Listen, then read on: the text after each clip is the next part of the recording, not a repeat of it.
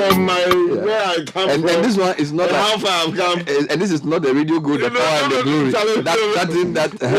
That's not that one. This is glory. This is glory. Yes. Glory. Glory, hallelujah. Yeah. And not glory, hallelujah. Not the Man U type. No. Glory, Man United.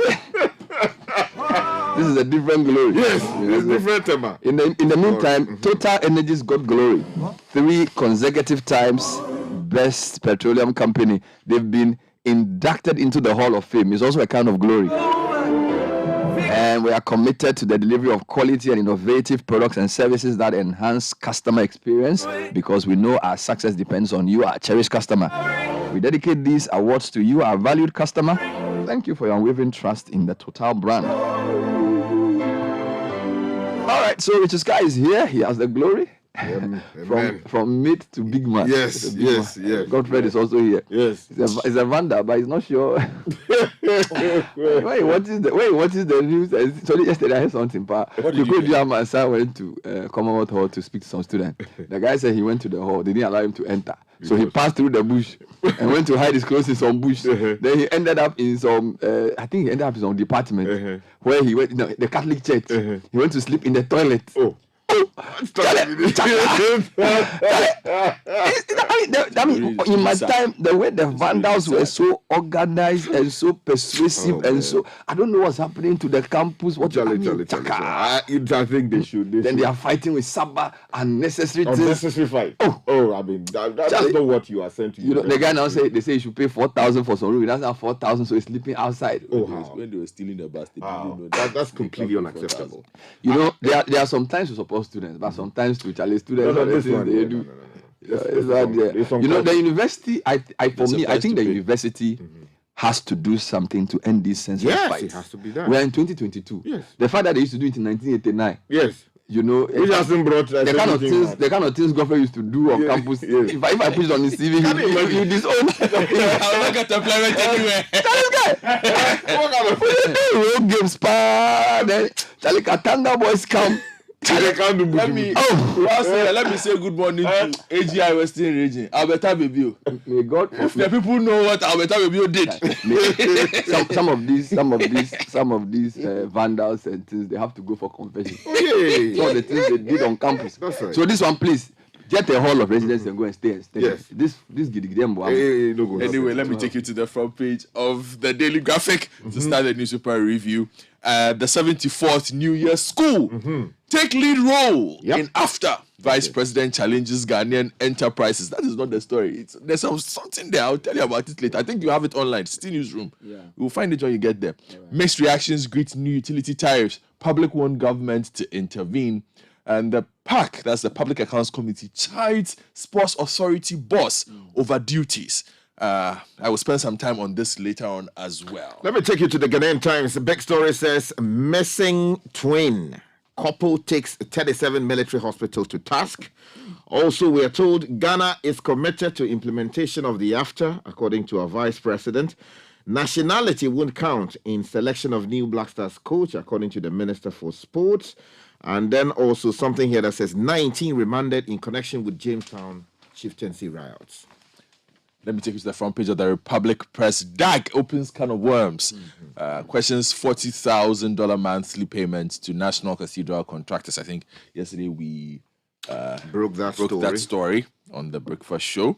Akufo-Addo's UAE investors. Also on the front page of the paper.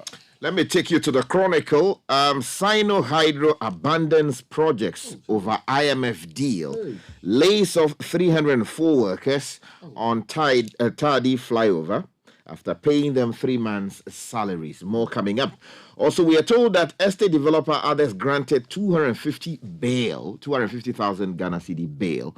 And then Akufo-Addo's UAE business tycoons to Ghana. Every time we hear headlines like this, but I'm not sure whether the people eventually come because who's there every time who's. Better thing, when they come, they won't put it on the front page that they have come. I see. So you don't know. On the front page of the Daily Guide, the president is wooing too. Same story, yes. BOG allays gold for oil policy fears. But you must explain this thing to us. Which sometime. one? The gold for oil policy. So That's if I understand it myself. Okay, so You're doing better three. We'll do our best. I've not committed any crime. Kusi Boateng. Okay. Let me take you to the new publisher. Bishop Dag walks away over unseen hands controlling National Cathedral cash. Also, Akufo-Addo sells Ghana as best place to do business. And used car sellers beg Iyoko over stolen cars. And majority group oppose Oforiata's DDE haircuts. Finally, from me, the Economy Times front page, Bernard, BOG likely to continue monetary tightening. Dr. Ernest Addison, governor of the BOG. They've also been appearing before the Public Accounts Committee in Parliament. And then dollar supply to BDCs slashed. And Alex Mode on the front page of the paper as well. Analysts predict tougher times ahead for the economy and businesses. Let me take you to the new crusading guide, and I'll do that hand in hand with the Daily Analyst. The big story here says Ghana is the best place to do business in West Africa, according to our president, still speaking in faraway UAE. Also, after Macdan advocates right to first opportunities for competent Ghanaian industries. And Mahama shows his true MPP colors, according to Moshik. And if you go to the Daily Analyst, this one says, National Cathedral Bruhaha, I'm ready to face a Blakwa at Shrad. That's according to Reverend Kusi Boateng, who is under fire. And something here that says 10 private universities form association to champion their interest. They are struggling. Now, let's take you online, citynewsroom.com. All SHS students to receive free tablets this year. This is Dr. Baumia. He also says it will replace textbooks. Meanwhile, MPP appeals to the finance minister to review debt exchange program. The committee in charge of mines in Parliament says they will summon PURC and ECG over utility tariff increments. And then the president says Ghana is the best place for business. In terms of the, the oil for cash, gold for oil, Baumia says gold for oil policy will reduce pressure on Forex. But the ranking member on the committee in Parliament in that sector, John Jinapo, says Ghana is heading towards debt crisis with what he calls a lazy gold for oil policy. We'll try and untangle this. Meanwhile, Jogate assures Kufuor, I'll run a clean campaign for MPP flag bearership. Hey. So that's coming in from citynewsroom.com as well. If you go to my journal online, new bonds under domestic debt exchange program potentially worthless. Senyo Husi, convener of the Independent Bondholders Forum. Also, Akufo-Addo will reshuffle at the right time. A government spokesperson says this. If you like, make it no reshuffle. Citi to depreciate till end of January, according to Guta president. And Parliament's Education Committee to meet Education Minister of Ghana's Schools of Shame documentary as well. Now, if you go to a few other places in terms of business news, the story is still trending. Ghana, NC approved the transfer of shares, and then, of course, government extend debt exchange program. Let's get into the details. Okay, I'll take you to the front page of the newspaper and the Daily Graphic. New Year School, quite a few stories emerging from there. Stories, actually. Yes. So the Vice President, Dr. Mahmoud Bawumia, has charged empowered Ghanaian enterprises to be frontline actors of the new journey in the economic history of the continent under the African Continental Free Trade Area. So the government was fully committed to the implementation of AFTA and would assist the process by fashioning and implementing a comprehensive set of policies that would empower the private sector to achieve its goal. Dr. Bawumia, who was speaking at the annual New Year School and Conference at the Great Hall of the University of Ghana in Accra today, said AFTA would provide a new impetus and dynamism for the rapid growth of African economies and deepen the integration process. Quote, we owe it to generations unborn to ensure that the biggest trading bloc on the globe, whose outcomes will be rewarding to all, which will assist in attaining the Africa we want, does not falter. Do you have any more, Baumia? I have two here. All SHS students receive free tablets this year. He was speaking at the same event. The Vice President has announced plans by government to distribute free electronic tablets to all senior high schools in the country. Dr. Baumia says the move forms part of government's digitization agenda. The tablets, according to the Vice President, will serve as an alternative textbook for all the students. So won't print books again? Well, I have tablets for my kids, but they still have textbooks because it's one thing having the tablet, it's another thing putting the curriculum on the tablet and then making sure it's even accessible in all the parts of the Internet. country. So this is not something you can do in a year. You can give them the tablet, but whether to replace the textbook in a year, I highly doubt that. Bernard, Details. you see, I believe that we should not just get up and be doing things. John Dramani Mahama tried this laptop for whatever it is with The laptop is still on this way. Charlie, it was a hopeless thing. Yeah. It didn't happen. It wasn't a hopeless thing. but they gave the laptops out. The idea is good. The implementation is bad. Bernard, you see, the issue is about whether we actually research into these things before starting them in the first place. Okay. We just get up and announce. Let me continue with the headlines, then you can come back on that. So still on the New Year school, you read after I read, there's a third one. Gold for oil policy will reduce pressure on forex. Now, the governor of the Bank of Ghana was conceding that the city was under pressure in the past month. And in fact, there's a story on Joy that says Guta says the cedi will depreciate till end of January. According to Guta President Dr. Joseph Obing, he said the current depreciation of the cedi can be blamed on repatriation of the dollar to China by Chinese residents in Ghana. All right. So he says at this time of the year, the Chinese return to their home country for holidays. And he told Joy FM that the situation will persist till the repatriation of dollars is contained. Now, in the context of all of this, the vice president was speaking at the New Year school, and he says the gold for oil policy will reduce pressure on forex. Let me just read that briefly for you. The vice president is confident that the gold for oil policy will reduce the pressure on forex and also present the country with a cheaper fuel. The government took delivery of 40,000 metric tons of the first consignment of gold for oil on Monday. Many have however raised concerns about this project. In fact, yesterday on Eyewitness News, IES said to Sanda, Nana Amuisi said, the price that we got the first consignment was actually higher than the average market price. So we need to put what Dr. Bamiya is saying in context. The vice president says eventually it will lead to lower pressure on the currency, and that has to be determined. The opposition or the minority is saying something completely different. So John Jenapo is describing it as a lazy policy which will lead Ghana into a debt crisis. So MP for Yape Kusohu believes the country is heading towards a debt crisis following the announcement of the gold for oil policy. He told Umaru Sanda that I am not a prophet of doom, but from all the documents I've read, we are heading for a debt crisis out of this so-called gold for oil deal. We'll try and break down this for you later in the day to see how it makes sense. Yeah, there's something very important that I just want to mention. It is on page 10 of the New Crusading Guide. MacDan is making a very important call there, advocating right to first opportunities for competent Ghanaian industries. You know, this is one area I'm very much interested in. What does that mean? So basically, the chief executive or chairman of the MacDan group of companies, Dr. Daniel Macaulay, well, he's not a doctor, so delete the doctor, has indicated that when competent Ghanaian industries are given what he describes as right of first opportunities, especially in the growth industries, they will be able to execute and make the SMEs thrive as well. Dr. Macaulay said it sometimes takes looking beyond perceptions, politics, and predators to choose the lonely path of industrialization. He was speaking at the New Year school. Basically, what he's saying is that when it comes to providing opportunities within the after space, intercontinental trade, we should find those Ghanaian companies that are able to discharge specific tasks.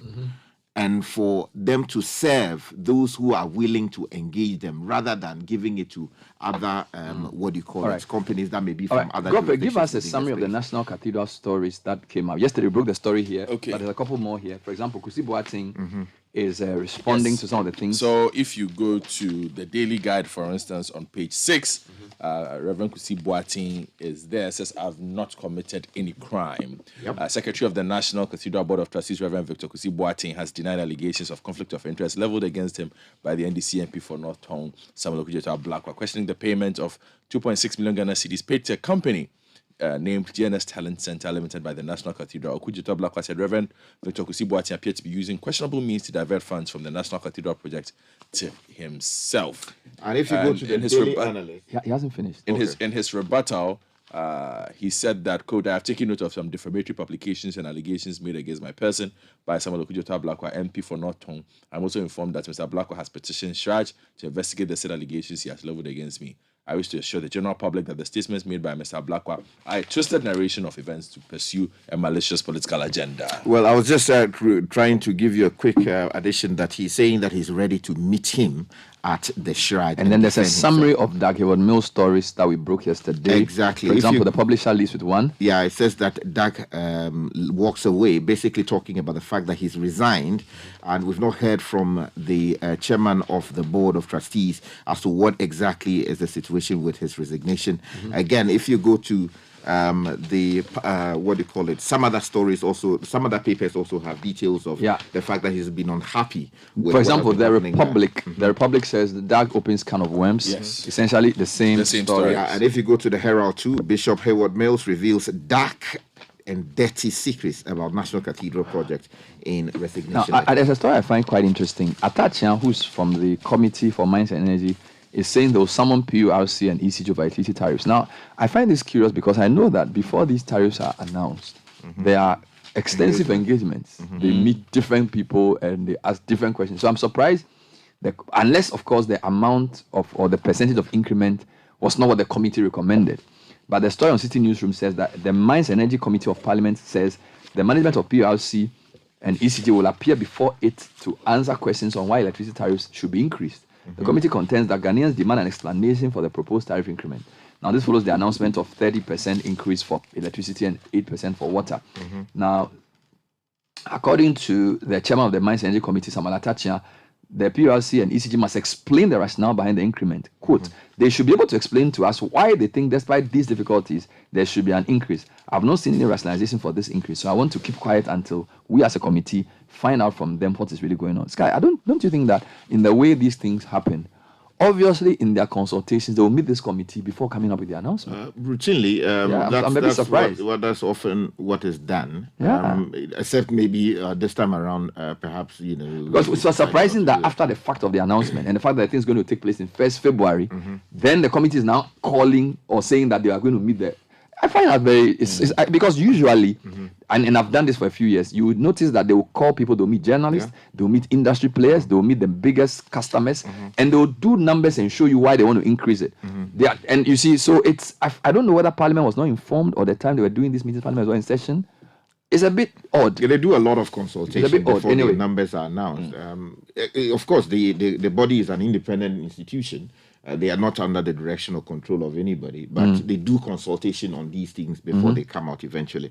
But let me do some politics for you. If you go to page 9 of the Ghanaian Times, there's a story there. A Sawase member of parliament petitions police over constituency chairman's allegation that he had been involved in murder or something. Now, the story says the member of parliament for the Asawase constituency in the Ashanti region, Alhaji Muntaka Mubarak, says that he has petitioned the leadership of the National Democratic Congress and the police of allegation made by his party constituency chairman. Now, the chairman, Faisal Dauda, at a press conference recently alleged that the MP was planning to murder him. Now, he further alleged that Alhaji Mubarak, the minority chief whip, was scheming with the ruling New Patriotic Party administration for the NDC to lose the constituency in the 2024 elections. However, Alhaji Mubarak has denied the allegations and said he had petitioned the party hierarchy and the police to investigate the allegations. Let's come to BNFT. What do you have for us Yes, there? well, they are talking about an allocation to PFJ this year. Government has allocated 660 million Ghana cedis to PFJ this year. That's an increase. Last year they got 614 million. So you can get some details on that. And on the front page of the same paper, the PMMC says that smuggling is the biggest threat to the gold for oil policy. And then staying with that, on the front page of the Herald, they also talk about Napolo's control of energy ministry, obviously over the Gensa deal. Quite that's the long something story we there. should, Keep an eye on. Yeah, we haven't sort of focused there for a while. A couple of politics. I'll run a clean campaign for MPP flag bearership. Joe Gate assures Kufo. They also sort of explained on Eyewitness News why the SkyTrain project could not take place. He says it was funding constraint. To be fair, the SkyTrain project was not his idea. It was the idea of this research guy, this scientist. Yeah. You remember the guy I interviewed? Yeah, but he bought it, didn't he? Yeah, so what? I mean, the fact that is it everything you want to do that you're able to do? Oh, I see. But you, Go on. I mean, No, go on. even the normal train from Akosombo to Asafra, Go on, Akosombo to what is the name? Tema to Yes. What's the name of that place? Pakada. You haven't even finished. Yes. So did you are believing to do sky train? Go on. You can't do land But why train. should we not believe? Why should we not believe? If we can't believe them, what should we believe? No, they What have are you talking about? I'm saying that you say reasonable believability. Somebody is doing a line Okay. from Tema to Mpakadan. It's been 4 years. It's not done. So obviously if you can't do a normal train within the 4 or 5 year period, they haven't finished. How do you on earth believe that you do a sky train? Because at the time that they said we would do the sky train, they said it was a cheaper alternative to their inability to do Did you do any land analysis? one. Do you do any analysis of what they proposed to show that it was cheaper? They gave deadlines, yes. The amount of money who is going to how many countries have sky train? Okay, Ghana was going to take the lead. Anyway, former Attorney General Joe They want us to take lead. MP for Sikado Kitan has assured President Kufuor that he will work hard not to divide the ruling party during his campaign. Okay. He gave the assurance when he visited the former president at his residence in the region. Then he also told Umaru Sanda on Eyewitness News yesterday that the government's inability to redeem its promise of building the sky train was based on external forces with an emphasis on budget constraint. He said the project, which was expected to reduce traffic congestion in Accra, stalled when the terms of the contract and the total contract sum were laid bare. We were approached by South Africans who said they could build the sky train on a BOT, build, operate, transfer basis. And the amount of money that they were taking per kilometer, we did not have it in the budget. What I have been given was a limit of $2 billion, and that was supposed to be used for the Temampakadan Railway Line and the Western Railway Line. Okay, let me tell you about another project. Sino Hydro abandons projects over IMF deal. That story is on the front page of the Chronicle. Page 3 has the details, and the story is by Kwesi Alfred Adams from Takrady.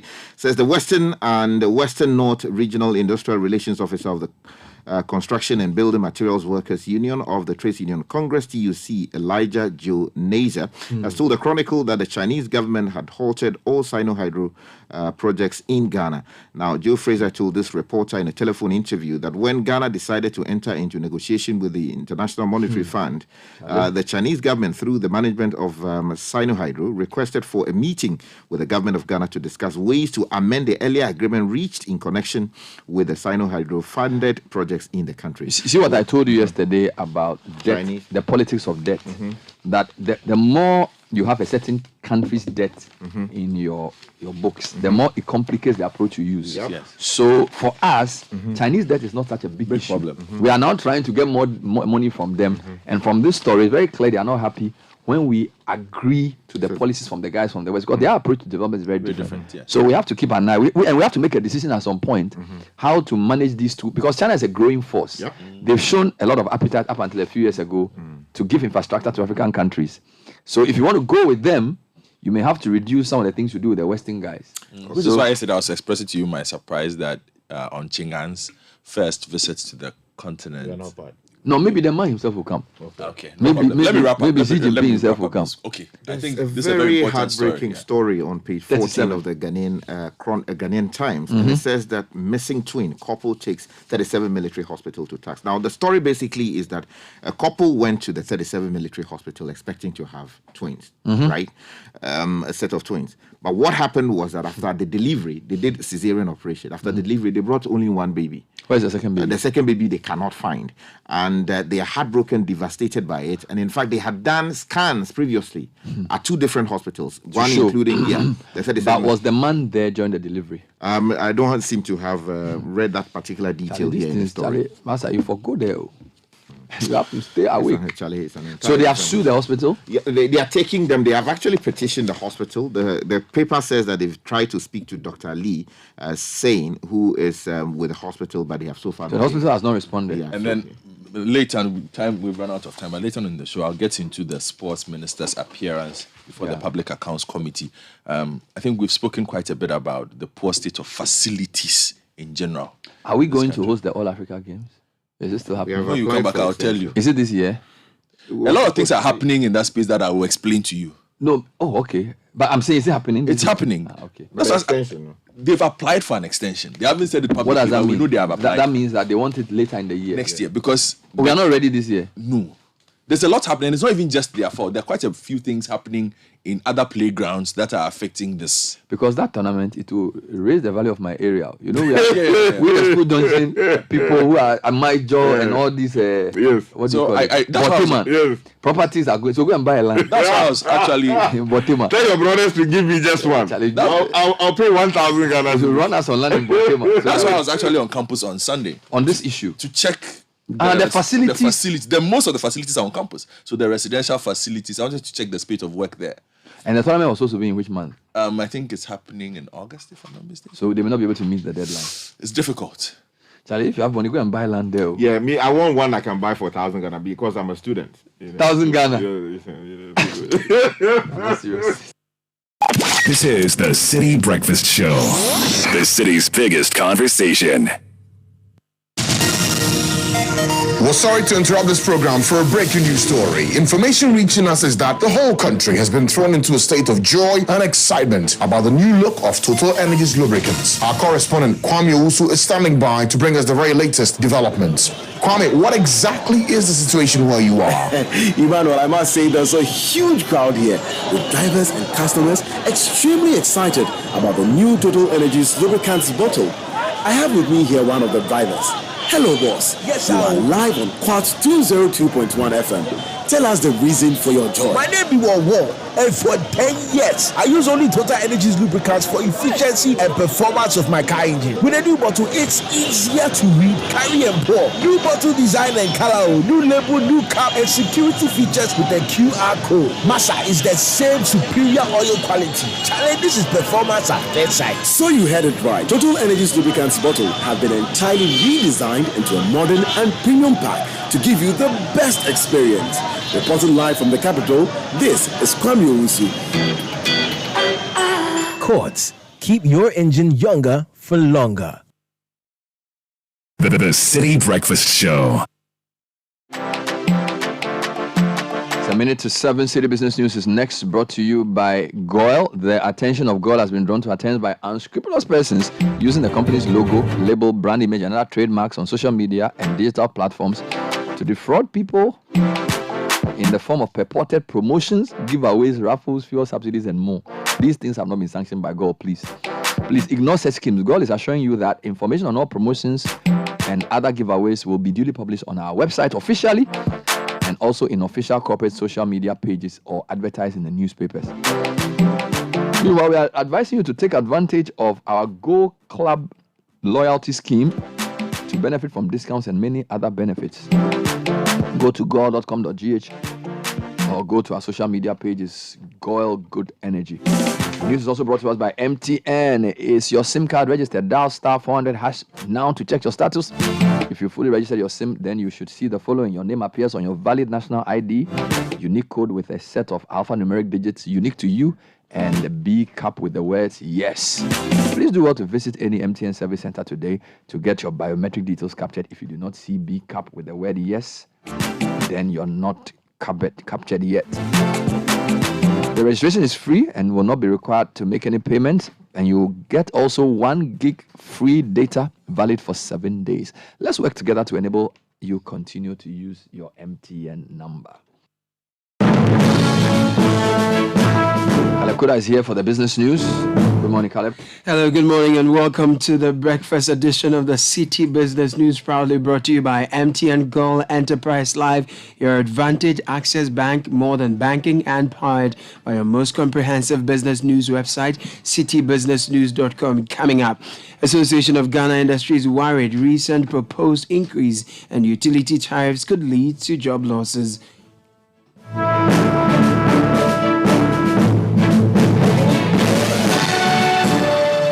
Also, tax analyst advocates a 10% tax on all churches in the country to aid the building of the National Cathedral. The details of our stories now.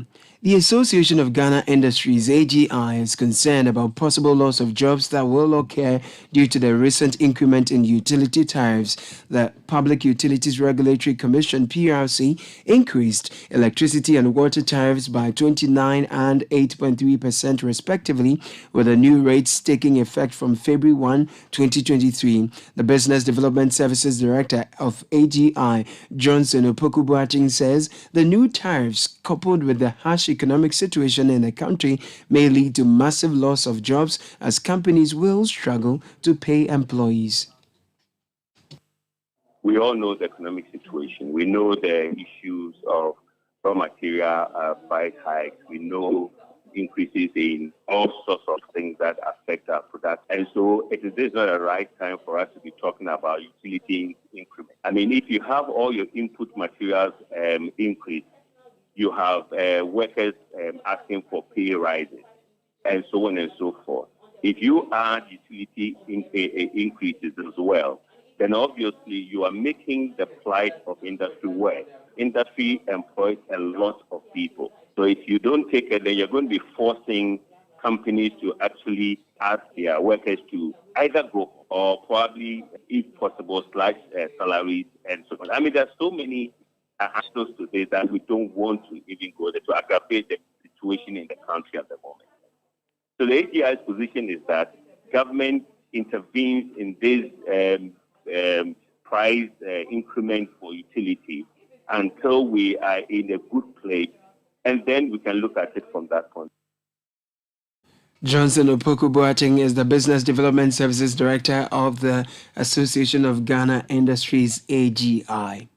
Now, tax analyst Francis Tamariboy is advocating the introduction of a 10% tax levy on the gross revenue of Christians across the country. He maintains that this move is deeply seated in the Bible, which remains the guide of the Christian community. This comes on the back of the financial challenges that confront the Cathedral Secretariat in its efforts to raise funds to execute the project. Speaking in an interview with City Business News, Francis Tamariboy said it won't be prudent to use the general taxes for the funding of the Cathedral project. Why should we take taxpayers' money from the consolidated fund to finance this? I don't believe it is the right direction. However, as a Christian, I believe that this should be funded by the church community in Ghana. And if you look at the composition of the Board of Trustees, it appears that it is completely the church leadership who have been selected to, make sure that this project is funded. So the best we can do and to ensure that this project is completed for this cathedral to represent the Christian faith, churches should be levied between 5 to 10% on their gross revenue over a 5-year period, so that the money can be used to finish this project. Why am I saying this? One, biblically, the church of the house of God is usually built by the children of God. If you look at Exodus chapter 25, it tells you that the children of Israel built the house for God. They built a tabernacle. Secondly, Jesus himself paid a temple tax. So if a tax is levied on churches for the construction of the temple or the cathedral, it's biblical. Francis Tamariboy is a tax analyst. The African Center for Retirement Research has added its voice to calls for government to exclude pensioners from the domestic debt exchange program. According to the center, the level of damage to the pension system will be dire if government goes ahead with it. Already, the Pensioners Bondholders Forum, pushing for the exemption of retirees from the program, has received notice its members will, on Monday, January 23, 2023, mass up at the Ministry of Finance to press home their demands. Executive Director of the African Center for Retirement Research, Abdallah Masood, made the call at a press conference in Accra. The IMF framework encourages clean, transparent, and thorough engagement with debtors and all stakeholders in the process. At the African Center for Retirement Research, we are projecting that if the government does not genuinely exclude, and that is the word, if the government does not genuinely exclude pension funds from the debt exchange program, the adverse socioeconomic impact on the retiring workers will be immediate. Social Security might not be able to serve its main purpose of alleviating old age poverty, because the spillover effect will be massive and the healing process will take longer. In addition, the level of damage of the pension system as a result may require a possible pension reform along the way to fix the disruption. To secure the efficiency of the pension system in Ghana, as well as forestall the undesirable early post-retirement mortality among the pensioner population, worker unions, civil society organizations, etc., are encouraged to be open-eyed no matter what they are told. If the Finance Ministry tells you that I have exempted pension funds from the debt exchange program, that does not mean we have to go and sleep. We have to be open-eyed to really ensure that the debt exchange program is not affecting the investment income of workers upon retirement. Abdullah Masood is the Executive Director of the Africa Center for Retirement Research. Now, a Deputy Minister of Trade and Industry, Michael Otrebefi, is pushing for more investment in the automobile sector. The minister maintains the investment gap in the automobile sector has created deficits in the local economy. This, he believes, can be turned around for better financial optimization. Michael Otrebefi made these comments at the third Malta Ghana Forum held in Accra. Ghana has about 9 vehicle assemblers in Ghana, and it will interest you to know that we don't have an investor or any business in the area of component manufacturing, which means that all the assemblers still rely on exporting components from outside the jurisdiction to take care of their vehicles. And these companies have established lines even up to enhanced SKD level. But there is no component manufacturer in this country. And so I want to push hard this apprenticeship for motor. There's a huge opportunity in the component manufacturing area. You can even start with the generic ones like car brakes, like car lights, like car batteries. These are very generic ones that you can easily set up and make a lot. Government is prepared to also offer very good incentives, like tax breaks, and the free zones is securely behind you with this fortune incentives to encourage you. If you want to use Ghana as a springboard to the sub-region, you can still enjoy these incentives. Michael Otrebefi is the Deputy Minister of Trade and Industry. Now, on the interbank foreign exchange market, where banks trade amongst themselves, the dollar gained a peso and is selling at 10 cedi 35 pesos. The British pound gained 10 pesos and is selling at 12 cedi 71 pesos. The euro remained unchanged and is selling at 11 cedis 2 pesos. Be guided that these figures will be higher at a forex bureau near you. Let's now join Gillian Hammer of DataBank for more on the topic. What is the meaning of mark-to-market and how does it impact my investment? Mark-to-market is a valuation method where the value of a security in a portfolio reflects its current market price and not the purchase price or face value.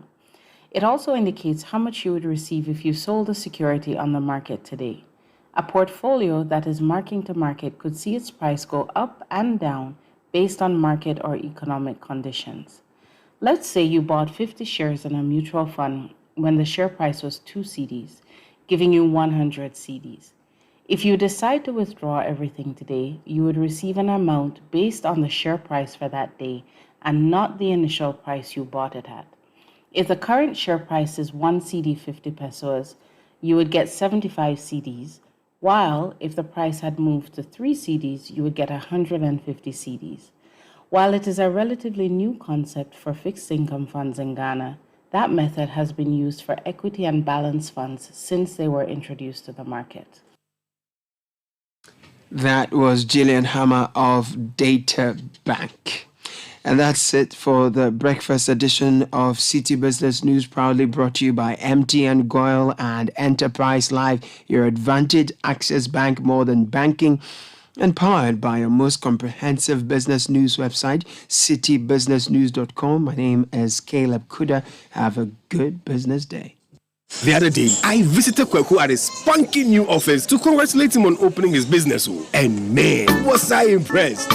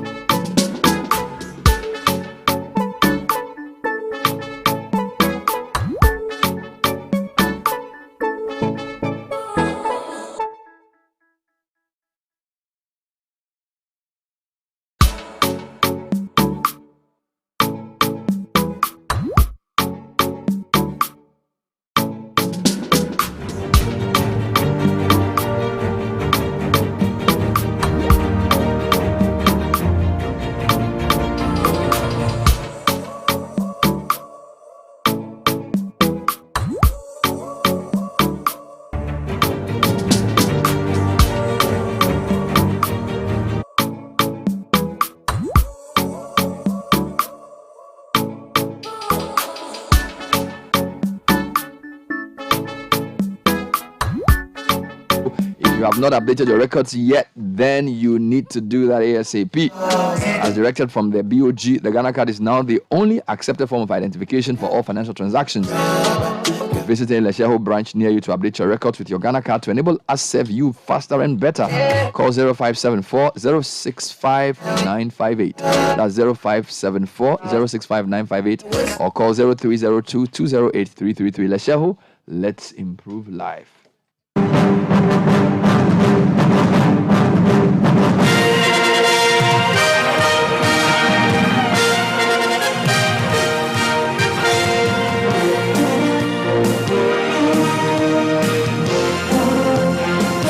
Communicators here with the sports. Good morning, Ben. Good morning, Bernard. Let's get into the headlines. A new Black Stars head coach to be named soon, according to the Minister of Youth and Sports. Man United take on Crystal Palace in midweek Premier League action. Live radio commentary and analysis here. And in tennis, Rafael Nadal knocked out of the Australian Open.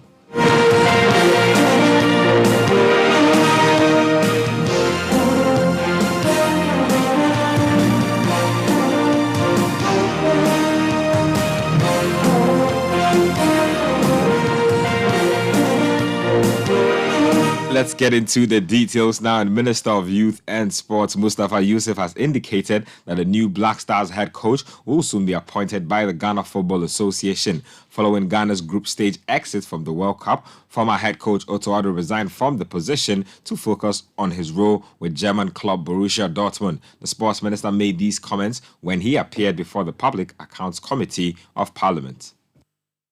After the World Cup, countries that lost their head coach have made effort of replacing them, and you've mentioned countries like Portugal, France, and they've even renewed. Some of them contracts have been renewed. In Ghana, the FA, which is the agency or the organization in charge of making sure that they hire a coach, is in the process, and I personally have engaged them, and they are working to. As at last week, the indication was that they will bring the final report to the ministry, possibly this week or next week. And because I also know that we have an assignment in March, and we need to have a replacement of head coach in place so that he can start preparing in earnest to get our team in place for the AFCON qualifiers, which is going to take place in March. So indeed, the country should be assured that the FA is working to ensure that we get a replacement. So you had Sports Minister Mustafa Yusuf when he appeared before the Public Accounts Committee of Parliament. Let's now catch up with the CHAN tournament, which is still ongoing. Yesterday, Mozambique did beat Libya by 3-2. Algeria also beat Ethiopia by 1-0. In today's matches, DR Congo will be up against Cote d'Ivoire, and then the Senegal also taking on Uganda. So that's what's going on with the CHAN tournament. Let's now do some local league news. And Kumasi Asante Kotoko head coach Seydou Zebo has blamed the inefficiency of his attacking players on the team's recent form. Now, the Porcupine Warriors have recorded draws in their last 4 games in the Bet Power Premier League, leaving them in 3rd place on the league log with 21 points after 13 games. Now, according to Zebo, the team's current striking force cannot be compared to that of the previous season.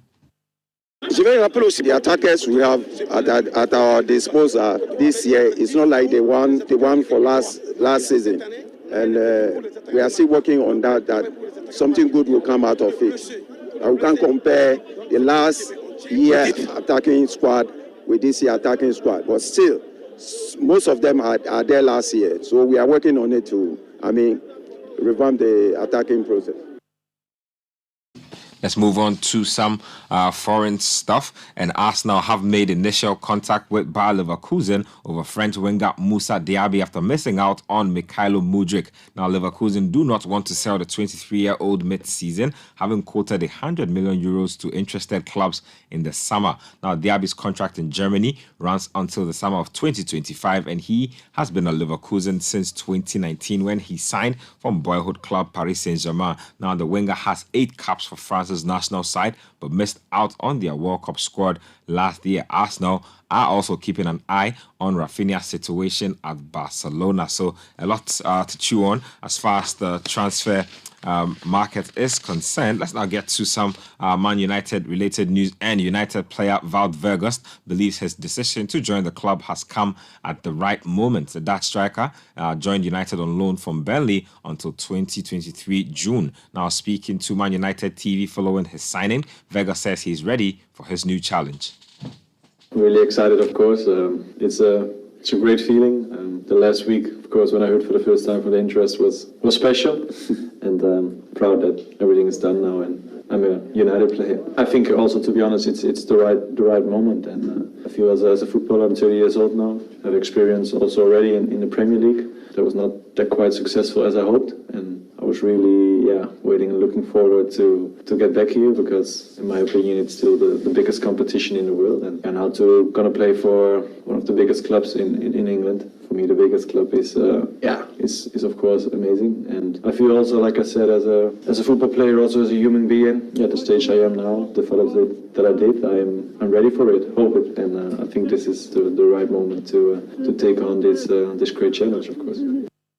So you had Man United striker Wout Weghorst speaking there. Let's catch up with some action that happened last night in the FA Cup replays. Wolverhampton Wanderers, they lost 1-0 to Liverpool Football Club, meaning that Liverpool move on to the next round of the competition. Swansea Football Club also lost by 2-1 to Bristol City. Ghana's Antoine Semenyo was in action in that particular game, and then West Bromwich Albion beat Chesterfield by 4-0. So that's how it broke down in the FA Cup. Tonight, there's a Premier League midweek game between Crystal Palace and Manchester United at Selhurst Park. That game is at 8 p.m. and we will be here with live radio commentary and also analysis. Let's do some boxing. And President of the Ghana Boxing Authority, Abraham Nikwe, has revealed plans to expand the boxing league from Greater Accra to 3 other regions. Now, according to him, the success of the league, which is held at the Bukum Boxing Arena, has compelled the GBA to explore its viability in the Ashanti, Northern and also Volta regions.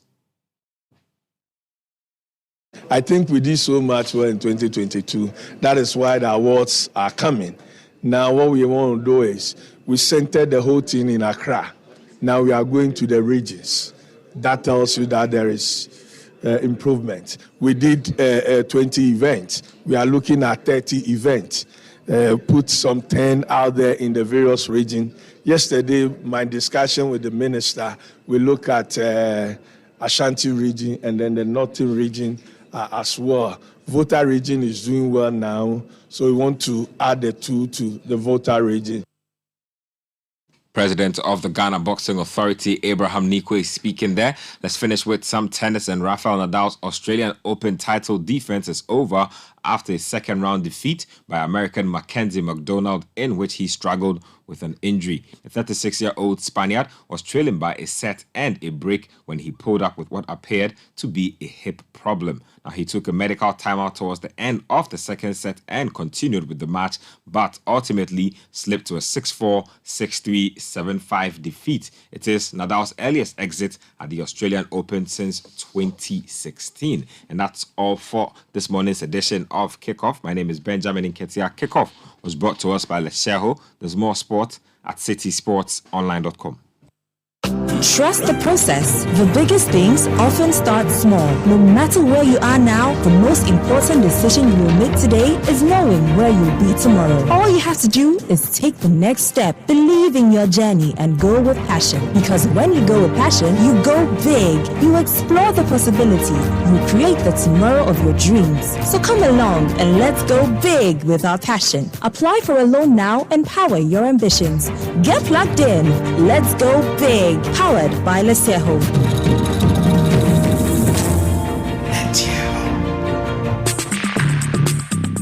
Join the conversation on the Citi Breakfast Show on Facebook at facebook.com/Citi97.3, Twitter at twitter.com/Citi973, and Instagram at instagram.com/Citi973 with the hashtag CityCBS.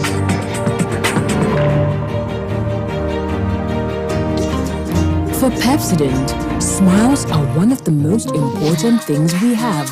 The problem is, globally, 1 in 2 children suffer from cavities. Pepsodent, with maximum cavity protection, helps to prevent the formation of cavities. Pepsodent, because every smile matters. This advertisement has been vetted and approved by the FDA. Counting a population of over 1.4 billion people, a vast wealth of natural resources and brilliant minds, welcome to Africa, where our collective prosperity is very much achievable. This is why the Africa Prosperity Network, under the auspices of the President of the Republic of Ghana and the African Continental Free Trade Area Secretariat, presents the Africa Prosperity Dialogues, dubbed the Kwewu Summit. From the 26th to the 28th of January 2023, His Excellency Nana Addo Dankwa Akufo-Addo will host some of his colleagues, heads of state, over 500 business leaders and social sector leaders on the continent and in the diaspora for the Africa Prosperity Dialogues. Themed AFCFTA from ambition to action, delivering prosperity through continental trade. Register at www.africaprosperitynetwork.com.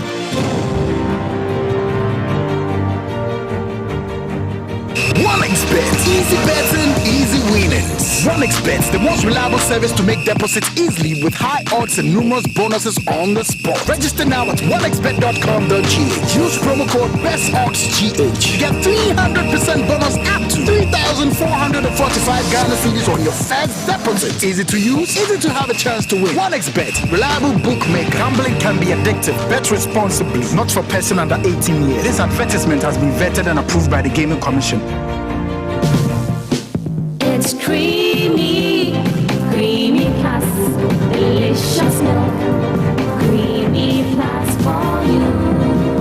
Creamy Plus is a delightfully delicious option whenever and wherever the occasion calls for milk. For your quick meals on the go or quality time at the dining table, jazz up your favorite Gary soakings, mashed kinky, cereals, and all hot and cold beverages with a creamy, protein-rich, healthy option of milk. Creamy Plus evaporated milk with vegetable fat is all you need to stay on the go. Creamy Plus evaporated milk is now available in a shop near you. For bulk purchases, please contact Les Farm Distributors at Medina Ritz Junction on 0501 682 522, or Grace has found us at Akoko Photo Dansoman on 0245 162 747. Creamy Plus for you. Creamy Plus evaporated milk. This message has been vetted and approved by the FDA.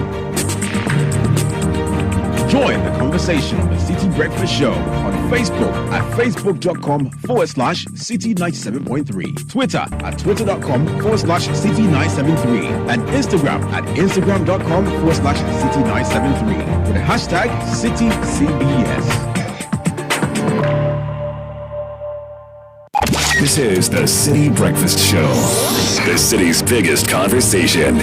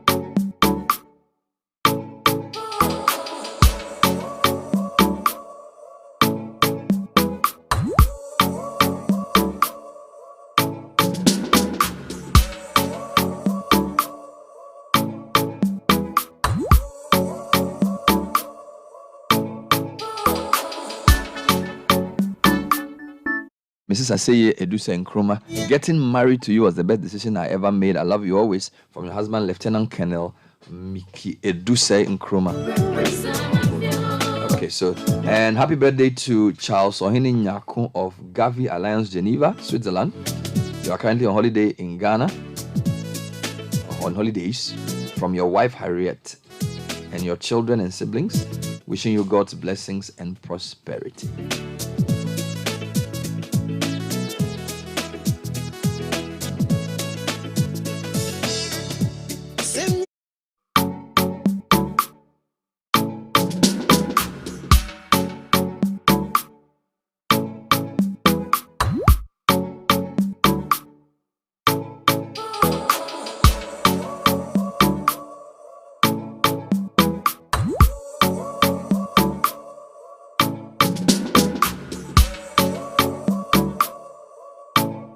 Great problems. Coded messages that like a great problem, sir. So I remember AJ called up some people on the show. Charlie. That Charlie, somebody has sent some message. Who sent it? Charlie, sister, stop watching. As they say, marry one woman, hear one matter. Charlie. So Aram Gallic of AB and David, it's a message to you. From somebody who doesn't want to be identified. Yeah, you know who. You know who. If you don't know who, it's your own matter. Hey, happy birthday to you, okay? And another one coming into Kathleen Bonney, Assistant Manager of NIB East Legon Branch. Enjoy your day.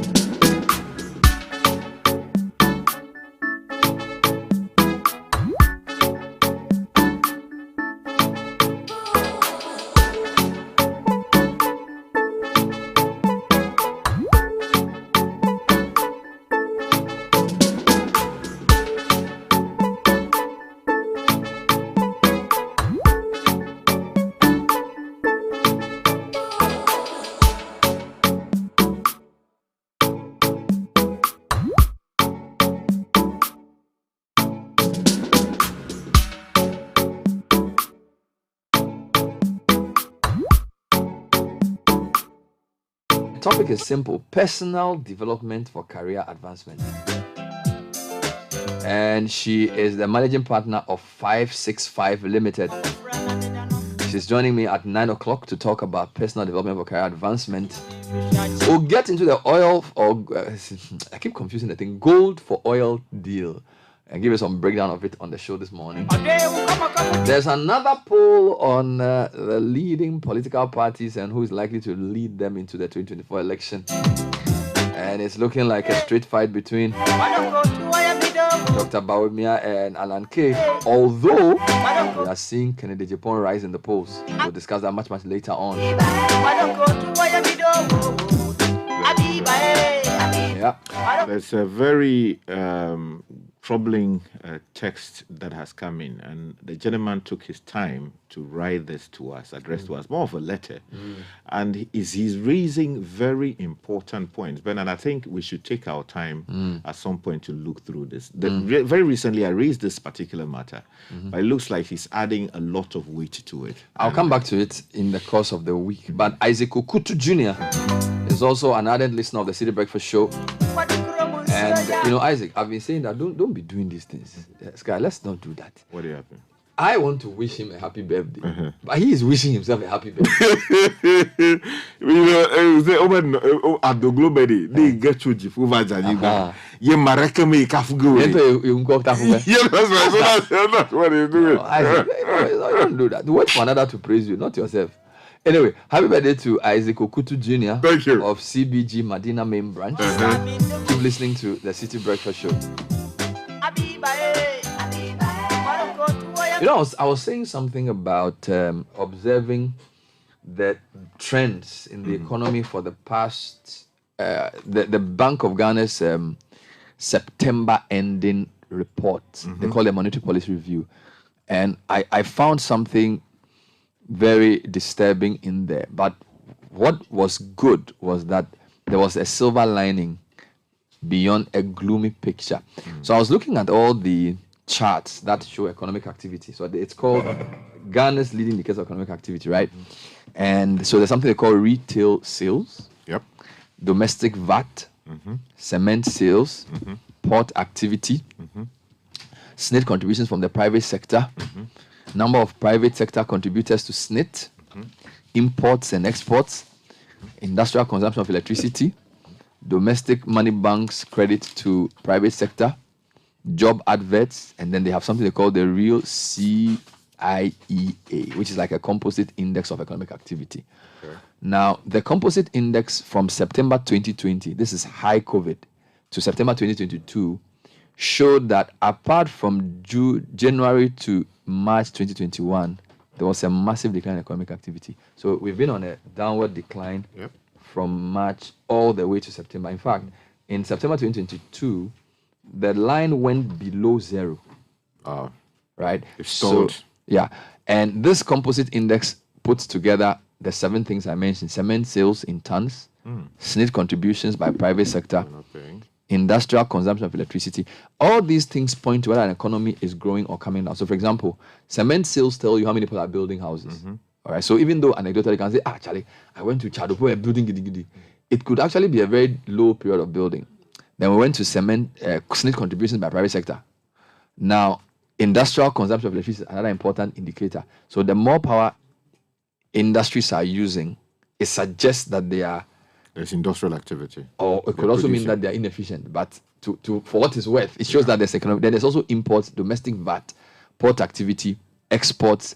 Now, what I found was that of all these things, the only one that was on an upward trajectory consistently from September 2020 to September 2022. So that's a solid 2 years of data. This is Bank of Ghana. So let me walk through everything. Domestic VAT is going up, partly because of the increase in the VAT rate. But it also tells you that GRA is doing some work. In terms of going up as in collection? Yes. No, in terms of the... Okay, so domestic VAT collections increased while retail sales dipped. So the increase, the collection, is it because of the efficiency they are introducing into the system? Possibly the tax reforms. So you notice that in September 2020, the VAT they collected was about 120 million. And it moved to almost 800 million over the period, the 2 year period. But retail sales flattened. That's bad. It started around 100,000, ended around... actually, it went up a bit. Marginally. Yes, but then it came back down. Cement sales, however, decreased from about 350,000 tons to 250 in the 2 year period. That's serious. Good. So cement sales, so it shows you that in high COVID, September 2020, when we're doing the COVID program, you were still in the UK, locked up in your dormitory. Cement sales have come down over the 2 year period. Port activity, which is using container traffic, thousands of, September 2020 was around 65,000. It reduced to 50,000. So import and export taking a hit. I'll come to import and export shortly. Imports, the red line, September 2020, import actually went up marginally. Okay. From around 110, so $1,100 million, so that's 1.1 billion, to about 1,250. So they write 1,200 million. So that's billions. So that's 1.2 billion dollars. So imports went up marginally, exports also went up marginally. So, but the trend is both upward. So from September 2020 to September 2022, exports are going up, imports are also going up. Industrial consumption of electricity is also going up. So that's positive. So people are consuming more power. We don't know whether the machines are less efficient. Yeah, I mean, those. Or it could also mean that there are new factories. So maybe 1D, 1F, I don't know. This was a good one. Domestic money bank credit to private sector went up. So, contrary to all the discussions, the commercial banks credit to the private sector improved from around 40 billion to 65 billion. 40 billion to 65. That's about 20. Yeah, so 25 more. Huh? Yes, so the trend is upward. It's great. Job adverts flat. So there's something they call job adverts. Number of advertised jobs, 2,500, and it ended up at 3,000. So it's not that high. But how did they sample that? They use newspapers and news websites and stuff like this. But the key point is that the composite index of economic activity contracted by 1.2% in September 2022 compared to the growth rate of 11% in September 2021. And the trend has been downwards. So economic activity is coming down. Now, I'm using all of this to say something. So let me give you two more. I'll come to what I'm saying. So private sector contributions from SNIT went up marginally as well. Private sector contributions. This was in 2022. I'm still comparing September 2020 to September 2022. Okay. From around 200 million to 250 million. Okay. Number of private sector contributors to SNIT also went up marginally from around 800 to 850. Not bad. The only thing that increased significantly during the period in the 2 years was tourist arrivals. Wow. Sky, it increased from about 25,000 to 80,000. Wow, that's huge. In the 2 year period. That's I mean, huge. that if you look at the charts, okay, if you look at the charts, I mean, those are everything is coming down. All right, cement sales coming down. The only thing that is on a consistent upward trajectory is storage. Now, I'm using this to make a very important point that it's for something to, if you take September 2020, we were in COVID, to September 2022, the month before the city started plummeting very seriously. The only thing that has gone up properly is tourist arrivals. And I'm using that to say that there's potential there. All right. I was giving you the analogy of how we went to buy some furniture from China Mall, and it was so cheap compared to what my guy would do at Labadi, and it was higher quality as well. And I was using that to say that Ghana needs to start focusing on areas that we can be more competitive. And I feel that while not ignoring manufacturing, while not saying industrialization is a lost cause, I think we should put a lot more resources in developing tourism than we have done in the past. The reason I say this is twofold. First reason is what I just showed you, that even with all the COVID problems caused, the gradient for the rate of increase in visitors has been significantly steep. Okay. The second reason why I think we should focus on tourism is because a study was done in Southern Africa, and I'm sure you can relate some of that to Ghana. Now, the study said for every one person employed by certain high-end tourism lodges in Southern Africa, 7 people benefit from the downstream flow of that income. All right? Meanwhile, people employed in these sorts of ventures also help to grow the local economy by spending their wages at community stores where they do their grocery shopping. And they also drive secondary employment through hiring people to help tender their livestock or their children while they work. This is the multiplier effect of tourism in remote regions of the subcontinent, according to one Dr. Sue Snyman, a research fellow with the University of Cape Town's Environmental Policy Research Unit. Presenting her findings on her doctoral research at the Atlas Africa Tourism Conference in Dar es Salaam, she showed how the immediate benefits of paycheck can distribute economic benefits widely in a community where fewer other employment opportunities exist. So let me give you a classic example. Mole National Park. Mole National Park is in the Damongo constituency. It's in Savannah region. Savannah is one of the poorest regions in Ghana. If that park has 1,000 visitors a month, that potentially could impact hundreds of families. It could lead to different economies around the chain. And I just wanted to say that, in fact, they did a survey of 16 different ecotourism lodges in 6 countries. And then they found out that the average staff from which 7 dependents usually benefit have a multiplier effect like none other. Right? It says when they did their study, they interviewed a number of staff, 683 people employed, 16 different lodges, led to 4,781 people downstream benefiting from the incomes of the just 16 lodges. All right. So you're talking about hotels, you're talking about their employees, and then you're talking about the people who depend on them. And you're talking about the location of these hotels. Now, let's bring this information and add it to the fact that in Ghana, the only major thing that's growing is tourism. And then look at what you call Airbnb. I think the sectors that depend on tourism are many. So, for example, food. The more visitors come, the more people eat. So, agric depends. Events, Afrochella, situation, Afromosis, all those, Afronation. All right. So, you have music, depends on tourism. Transportation. You either sit on a plane, you sit in a Trotsky, you sit on a bus, you move. Then you're talking about Airbnb now. So now you have people who are investing in real estate because people come to Ghana, they don't want to hire a hotel, so they go and sit in some Laboni or Dansoma. You can convert your house in Dansoma to Airbnb. People come in. Do you get me? Then you have artifacts, arts and crafts, Ghana chocolate. They buy kente, they buy books. Okay, so I'm just saying that whilst we're in a difficult economic situation, I really want to urge our authorities to strategize around tourism. I want them to take it more seriously. Because from all the things I've read to you, the fact that in the past 2 years, that's the only sector, the visits to Ghana.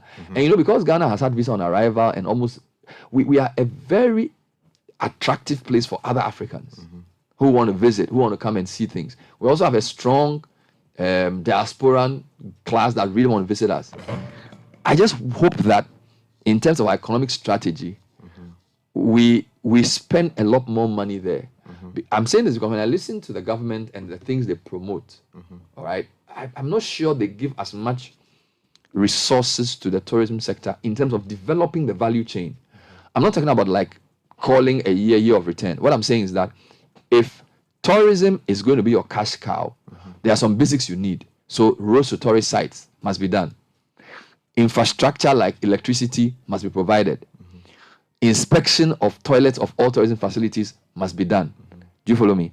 Then you have minimum standard for hotel rooms. Then the quality of food that is served. Then safety and security as people travel around the country. Then the quality of material around the tourist site. So that when the person gets to Mole Park, he doesn't just see the skeletons of dead animals, but he can buy books around tourism. Who are the Gonja people? Which people live around the site? What are some of the flora and fauna found there? Storybooks around characters in that area. All right. Then an airport, possibly within the park. Okay. Then a huge zoo. Do you get me? If you want the thing to, this kind of, someone say, so we are not just saying increase the budget allocation to the tourism sector.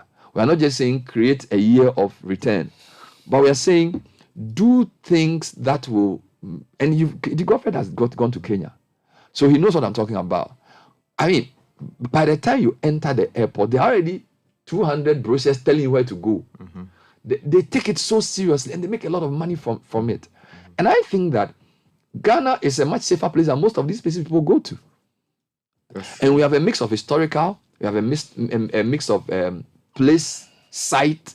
A friend of mine, Ion, he did a massive book on waterfalls in Ghana. There are over 200 waterfalls in Ghana. Waterfalls that you've not seen before. But most of them, you can't even go there. Because the places are not proper. You can't even go there. You have to fly drone to just take some of the shots. You can't even go to the waterfall. So we are sitting on gold and yet we are poor. You see, so I just want to urge the system to prioritize tourism. It's like, Sky, if you it's what you prioritize that benefits you in your business. You can be a business producing 10 products. Unilever, I'm sure they produce many things, hand washing soap, body spray, but there are certain things they prioritize because those are the ones that can buy them the future. And I don't see any government really prioritizing tourism the way it ought. So I just want to urge, and the prioritization for me is not a slogan. It is developing the infrastructure and the ecosystem to make it easier for people to come, to make people more willing to spend their money. All right? Because I can tell you, I've been on Heritage Caravan for 2 times. Sky, I know people who save money from January last year to be able to afford Heritage Caravan just for 1 week. There was a woman on my bus who was an international employee. We were on a trip to Mole Park. She had to do a Zoom call. She sat in some corner of the bus where reception was good. And she was answering a call to Geneva or something. But she said she was determined that this year, she has to do Heritage Caravan. I mean, if somebody is so determined to spend money to travel around the country, you see where I'm going? So I feel the willingness is there. What I don't see is the commitment to developing the ecosystem, to make our hotels much cheaper, to make our hotels more professional, to make the transportation and the things around the experience that enhance the experience. I do not see the authorities developing those consciously. We tax the companies, but the hotels are not good. They are too expensive. Many. Yeah. Not. So I really want to urge the government to see tourism as the way out. Even, I'll be bold to say, of the economic crisis. So, Bernard, let me say something. You see, in 2007, 2006, thereabout, I was a member of the Tourism Press Corps.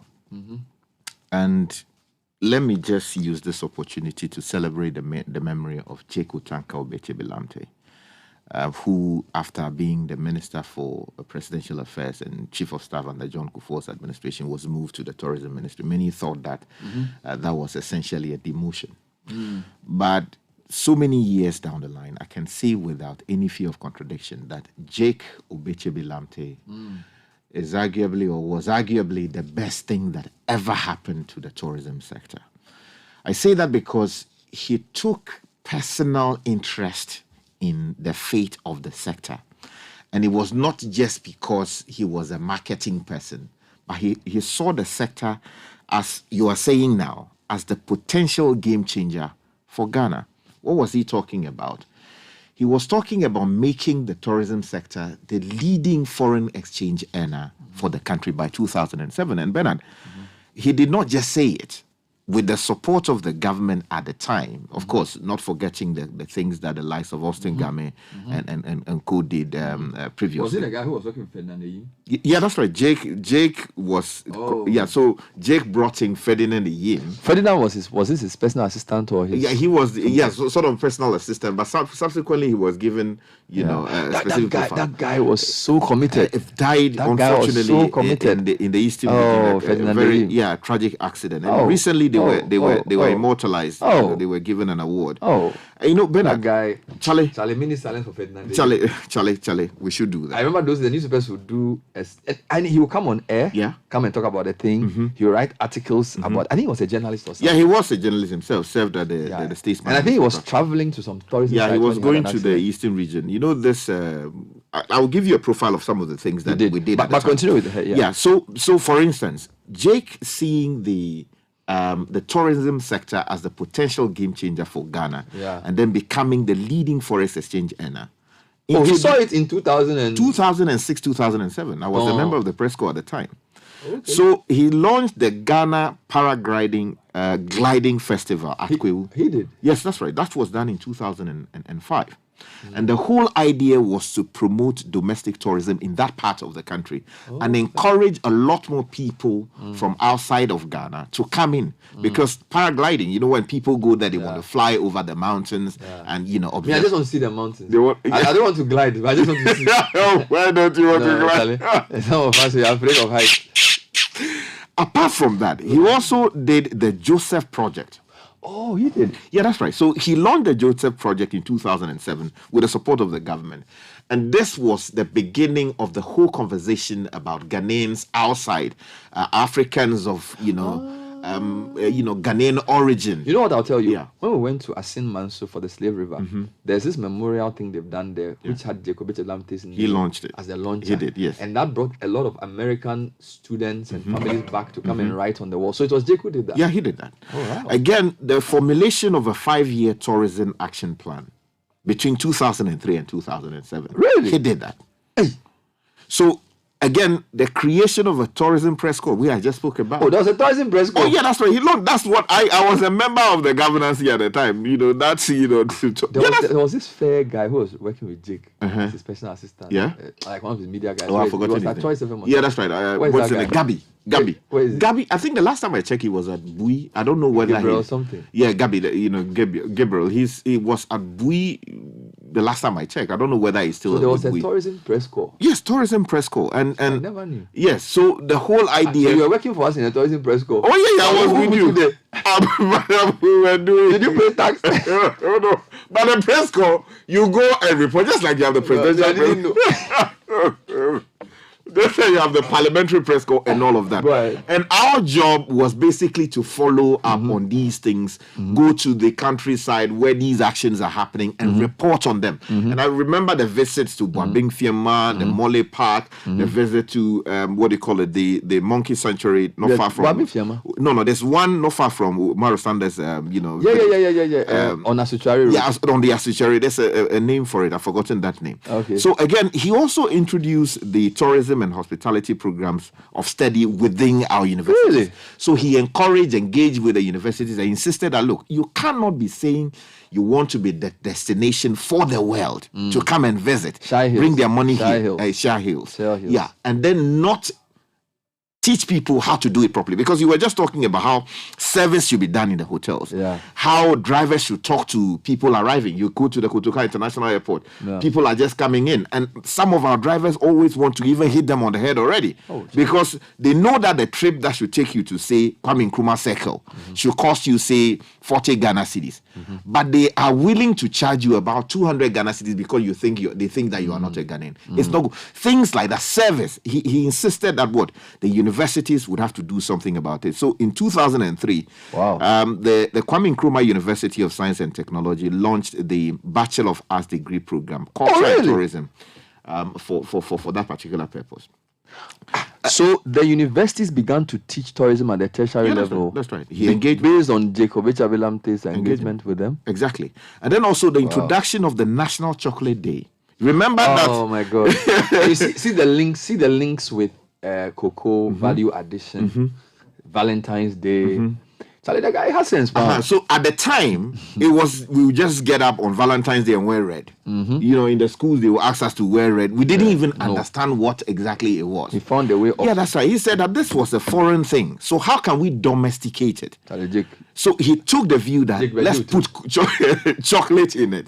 And then people were sharing chocolates on that day. I think we need to further that to an extent where every single morning, every Ghanaian child should be able to have chocolate drink. Yeah, that's right. And when you go to the work, the offices, we should have chocolate served every single day as part of the national agenda. If we consume chocolate as aggressively as we consume other products, the potential for cocoa in terms of foreign exchange is going to be much, much higher, because for now, a lot of what we get from cocoa is just raw cocoa beans and then cocoa paste and cocoa cake.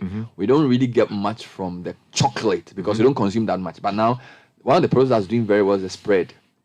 So I think Ghana, CPC has this spread. I think it's the market leader, where you don't even put it in the fridge. So when you put it on the bread, it's very nutritious and very solid. I think there's a major market for that. I think, for example, if you say as part of the school feeding program, or kids, because there are many children who eat bread. In fact, people drink cocoa sakura. Yes. People eat cocoa bread with nothing on it. If you can even put chocolate spread on, if you can insist that every school feeding child breakfast when they go to school at 8 o'clock, put golden tree chocolate or nice chocolate or some Ghanaian chocolate on it. Do you know what that means? That is a whole lot of transformation. It's a serious issue. So it's, for me, I feel like the way Jake was we should go back to look at Jake's program and enhance it. But I like the way it's integrated with a lot of things, where it's not just like a silo. As I said to you, for each person that you employ in the tourism sector, 7 other people within the community benefit. So I don't know how many industries, like mining, will mining give you that multiplier? No. I don't know how many industries have the level of multiplier effect of tourism. And I just want to urge our thinkers, there's elections coming and all these things. Let's put a bit of thinking into our strategies. Let's not choose the ones that have good slogan that can win us votes. Let's think of the one that can change people's lives. Because for me, from the little I've seen on the Heritage Caravan, if you put serious attention to tourism, you can transform local economies permanently. There are some places that the only thing that happens there is the tourism facility. You know, so Daniel K is here, so I don't want to spend too much time. I just want to say before you come back, I know you come back on this. 2 quick plugs before Daniel comes. If you want to be part of the tourism solution, then you want to be at the 2023 Heritage Caravan. Yeah, I've been on twice. Yeah. And I mean, it's amazing. I just got a message from Gabby. Gabriel, the Gabriel Apatu. Gabriel Apatu. Yeah, Apatu. He tells me that he's still at Bui. Yeah. And he was working with Jake. Tell him to release the Jake file. The Jake tourism files. Yeah. So a journey full of fun, education, information, wonderful memories. This year, watch out for Red Clay in Tamale. Unbelievable experience with Ibrahim Mahama. Call 0205-973-973 to experience what I'm saying for yourself. It's a curated tourism experience. We take you around the country. We choose the right hotels. You get the right food. There's all kinds of interesting things you happen to see on the trip. In the meantime, tech and social media trends is next and is brought to us by Vodafone. The Vodafone One Ghana promo is just here. With just a CD, you can talk 20 minutes to all other networks and get 1 gig of data every day between 5 a.m. and 11:59. Dial star 530 has subscribed and enjoy longer conversations and browsing. The Vodafone One Ghana promo is the best value offer in town and is easy on your pocket. Save big when you subscribe to the One Ghana promo daily. And it's also brought to you by Cal Bank. It's the season to stay connected. Reactivate your Cal account this holiday season and get more value. Get free access to our short code service, *771# CalNet and Cal Bank app when you reactivate your Cal account between now and the end of the month. You may also call us toll free 0800 500 500 or go to our website at calbank.net. Cal Bank, forward together. So how many regions have you visited in your life? Me. Yes. No, mention them. His country. Accra. It's Accra region. Volta. Ashanti. 3. Central. 4. Eastern. 5. 5. Wow, you're just... We haven't been to North. Fairly the South. No. We have to take you off air. No. I beg. Me, if I have something, I'll do something too. You haven't been to Western region? No. I beg for him. Let me intervene. It's a Sakabo. Mercy. You haven't been to BA? But if I'm not been to North. You know what we have to do? we have to catch him and tie him and put him at the back of the bus of the caravan. No, not at the back. You know how they tie goats on top of the bus. We have to tie like a goat, and they're going to be standing Abonji break. You haven't been to Savannah region? Upper East, Upper West? No. Are you serious? Quarantine. Where is the quarantine from, though? Wait, let's investigate. Eastern region. It's been to Eastern region. So now there is been to his hometown. You haven't been to Sunyani. Techiman. Charlie. You haven't been to Eastbed Hotel. Oh, Charlie. You haven't been to Western North. Thank you. You are missing a lot. you do the trends. My God will do it for me. God will not do anything. My God will do it for me. Bernard, Bishop Dag Heward Mills. He said he won't do again. Oh, but it was Kai and God who really allowed. So now he is trending. He's trending because he said he won't do again. He has resigned. Board of the trustees. So he said he was sidelined in financial and technical decisions. He said these people are not serious. I will not do again. Said the questions they are asking about the cathedral are legitimate. So we should keep pushing. And he's receiving a lot That of was the part of the commendation letter there. that I loved. That's right. Said, citizens are asking legitimate questions. We need to provide answers. Yet they are telling us not to speak on the matter. I mean, how? So he's trending. He's trending. For good reason. For good reason. Let's continue. Yes. Afena Jan is also in the trends. Where is he now? Cremonense. Did he score? Yesterday. Is that Cremoni? He scored against who? Napoli? Against Napoli. Nice. Yeah, he It scored takes an his moment. 87th minute equalizer. Sweet. Then he scored the winning penalty kick. Sweet to goal. kick the Napoli out of the Italian. I like the mentality. Oh, Napoli doing so well in the Italian league. They've Yeah. lost the other. All the fingers are not equal. I'm telling you. Nadal also started training earlier this morning. He's out of the Australian Open. Oh. Yeah, so it looks like. Who is the greatest tennis player of the three? Nadal, Djokovic, and Federer. Djokovic. You think so? Yeah. It will be tough. I'll We can explain discuss with that time, one yeah. day. But Djokovic is Djokovic the is for goat. you, eh? He's the the good. goat. Okay. Rasnene is also Rasnene. Rasnene. You know, he's got first very good friend. What is he doing? Akabeniza. Why is he trendy? Oh, he had a very good interview. He revealed some very interesting things. He said when he was going through his he went to his west. Mm-hmm. He entered Galamsey. He said he did it for 2 years. It didn't work. When he came out, they took him to prison. Or they remanded him in police custody because he was not able to pay his investor. Then the guy let him go. He went to China. That's where he met Wodemeyer. And Wodemeyer set up his YouTube account and advised him to go into YouTube. And now today he's making money from his comedy through that. Okay. He also said he's related to Brasami. Rasnene. The musician. Yeah. Let's move on to something. Is Nene or Nene? We don't have time. We don't have time for that. No. No, Bernard. You see, we should be particular about how Ghanaian names are pronounced. What is it, Nene or is Nene? When we see, we'll ask him. Significant size attraction. Yes. Some tech news. Twitter. Or Nene. Now they've reached the point where they are auctioning items from their HQ. So the Twitter, no, is it what's happening to the company? It's serious. They are auctioning tables, printer. Seriously. Maybe they were using far too many things. So what is he going to do? Like Twitter in the cloud or something? He said there are too many. He's slimming down the company. Yeah, even the coffee machine in the kitchen. Yeah. Perhaps they were not necessary for the running of Twitter. So he's trying to be more efficient, to deliver the goods there. He may well collapse the company. Oh, no. I think with his track record, I think he's doing it for a good reason. The only thing bad about how he's handling that thing is he himself sitting on Twitter and say all kinds of things. Maybe he's trying to generate controversy. Making management decisions. Check social media trends with Cal Bank and Vodafone. Masa, make you go. You need to go to the bank first.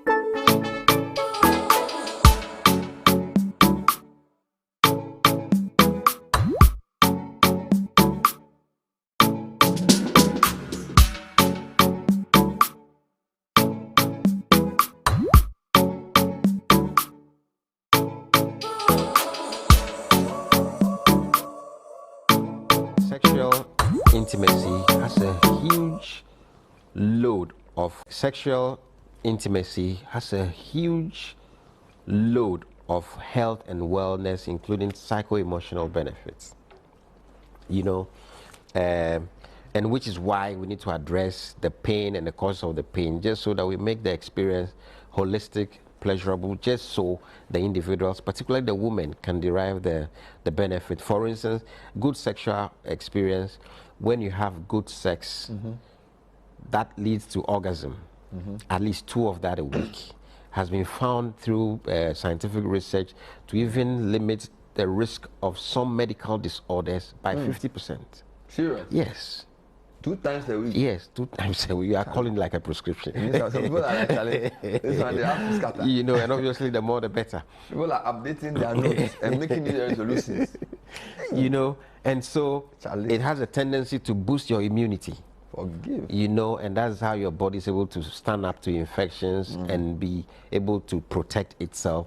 It enhances your mood. Sexual intimacy has a huge load of health and wellness, including psycho-emotional benefits. And which is why we need to address the pain and the cause of the pain, just so that we make the experience holistic, pleasurable, just so the individual.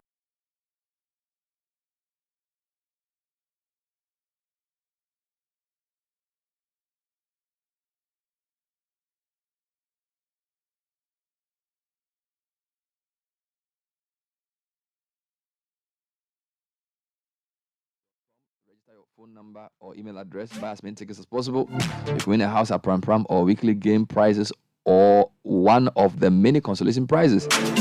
What makes the Yugo Flip win big game unique is that even if you don't win the ultimate prize, which is always a house, you get rewarded with loyalty points equivalent to $3 per ticket. Yugo Flip. Yugo Flip. Now, Effective Living Series continues in earnest. Today, my guest is Mami Agezi. We're talking about personal development for professional advancement. It's at 9 a.m. and it's brought to you by Enterprise Insurance and Hallmark Freight and Logistics. In the meantime, the Steady UK campaign delivered by British Council in partnership with the UK government's Great Britain campaign is delighted to announce the launch of the Great Scholarship 2023.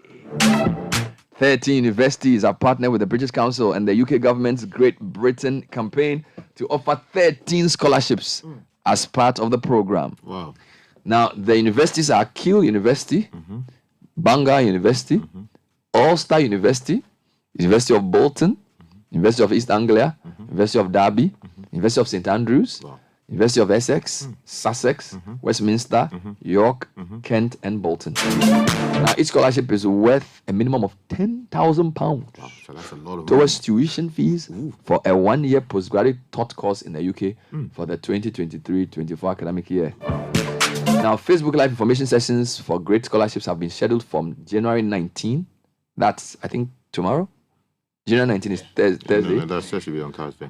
So that's January 19, February 16, and 16th March to explain how the prospective students can apply. Wow. So join to meet representatives of the universities and learn more. Now, simply search for Steady UK Great Scholarships on Google. Steady UK Great Scholarships, or visit the British Council website.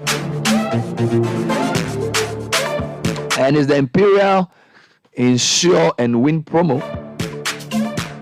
From now to 31st March, insure your vehicle with Imperial General Assurance and win handsome rewards.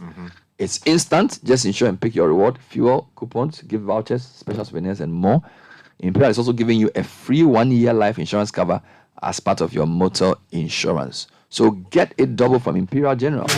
Call 0302-788-955. That's 0302-788-955. Imperial General Assurance, solid protection. So, Sky. Yeah. Just to say briefly that I've received messages from Gabi Apatu. You were talking about Gabriel Apatu. Yeah, that's right. In connection with the tourism thing, he was basically handling press relations and other matters there at that time. And then also Samuel Innocent Apia. He was the dean of the press corps. I don't know if he's now. He was the vice dean at the time. I don't know whether he's still with the Ghanaian Times, because at the time, if my memory serves me correctly, correctly, was with them. And now it would seem that not much is happening in the tourism space in terms of aggressive promotion. Of course, we would commend the government for recently launching the year of return, and it would seem that has brought some impetus to helping promote tourism better within the space. But we need a lot more aggression, because you see what Rwanda is doing, for instance. Rwanda is sponsoring, teams in the European, what do you call it, the English League. Exactly. You see them doing adverts on BBC, CNN, and some of these global audiences are seeing with their own eyeballs what's happening in Rwanda, encouraging people to come. We have rich stories to tell. The story of how blacks were put on ships and shipped out of the country, giving them a reason to return, giving them a reason to come and taste what Ghanaianness is all about. Those are rich stories that we should be able to sell, and sell so well that even if we have at least 10% of Afro-Americans, what do you call it, black British people, people in the Caribbean coming back, coming back to Ghana just to experience what their forefathers, experienced, their great stories like that. We will sell it big. And then also, let me also mention that we have also very important festivals around the country. You can talk about the Agbamavoza Festival. The what? Agbamavoza Festival. Never heard of it. Agbamavoza? Yeah, that's right. It is celebrated by the people of Petue Jopi and that particular enclave. Really? Very, very beautiful festival. Agbamavoza? Yeah, that's right. We celebrate, the culture of the people, the Kete. I never heard of it. It's essentially the Kete Festival in that, because, the history is that they are the true, origin, or that's Kete, or Kete comes after. There's another type of tourism that I feel we can introduce: agro-tourism. Yeah, that's also great. I like to visit farms. Imagine if you had kids go to a large cattle ranch, a large farm, to see the food and how it's done. How it's done, yeah. There's potential there as well. And then also, Bernard, there's something happening. Health tourism. Yeah, that's also great. Talking about festivals, the Takrady Carnival, and then the Winneba Masquerade Festival, and then the Abuachiri. Thank you. These are very, very, very significant items. Potential day. Exactly. Because, Bernard, recently I was at the Winneba one. I attended one years before, and recently I attended one. Bernard, were you there when you went to catch the deer? Yes, but why do they even find that thing? They find it in the bushes. They are very beautiful. Does Winneba have bushes? Oh yeah, they have very beautiful plains there. So they still go and look for that thing? Oh yeah, it's a bay, So what if you are not finding some? Oh, then, there are formalities around there, cultural formalities around. If you don't find some, then they have to do something around. Charlie. And Bernard, look, the numbers that I saw there. It was serious, eh? Oh my word. Look, you can fill the Accra Sports Stadium about 3 or 4 times. With that thing? Yes, there were people from all parts of the world coming just to see what was happening with the Masquerade Festival. Wow. I think it's about time they modernize these festivals. Yeah. And we should add value to it. Yeah, because, Bernard, create business opportunities. Yes. Sponsorship opportunities. Yes. And then have events around it that can then... You see, this is the thing I feel. We do a lot of things from sentiment, where we forget that the main objective is to get income to raise people's livelihoods. So... sometimes the people who control these spaces don't want to open up for business. That's the They problem. don't want to open up for investment. No, I'll die myself. This is how we be doing. Charlie, you go to a tourist center, you see somebody in Charlie Water and some t-shirt. They say, we are the people who look after the tourist site. Like your guy went to meet them. My name is Sumala Ahmed. We are the guy who protect the fishes. He said, we are more than 500. Why will I leave my house and come and listen to such things? Like he's wearing some t-shirts.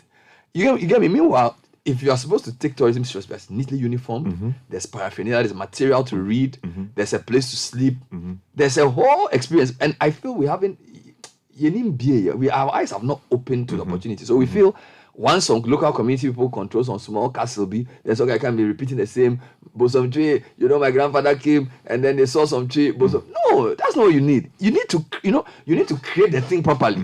And I want to urge the people in the space to add value to our tourism sites. Let's have an agreement with people who control these sites for some local content. I'm not saying sack the locals, but let's find a way to integrate them into a bigger plan where we will make, because trust me, I used to think a lot about industrialization being the next logical step. And I used to fight Franklin Kujo and Co. when they said, oh, we should go to services. But I've been thinking very deeply about the way the world has become smaller. Okay, so Sky, if I look at you now and I want to analyze the things you use physically, you are wearing clothes. Some of the clothes can be produced in Ghana, but a lot of it, the Chinese have an advantage in producing much cheaper fabric. The watch you're wearing, Caveman is doing watches, but I'm sure there are people who can do watches at a lower cost to serve in other parts of the world.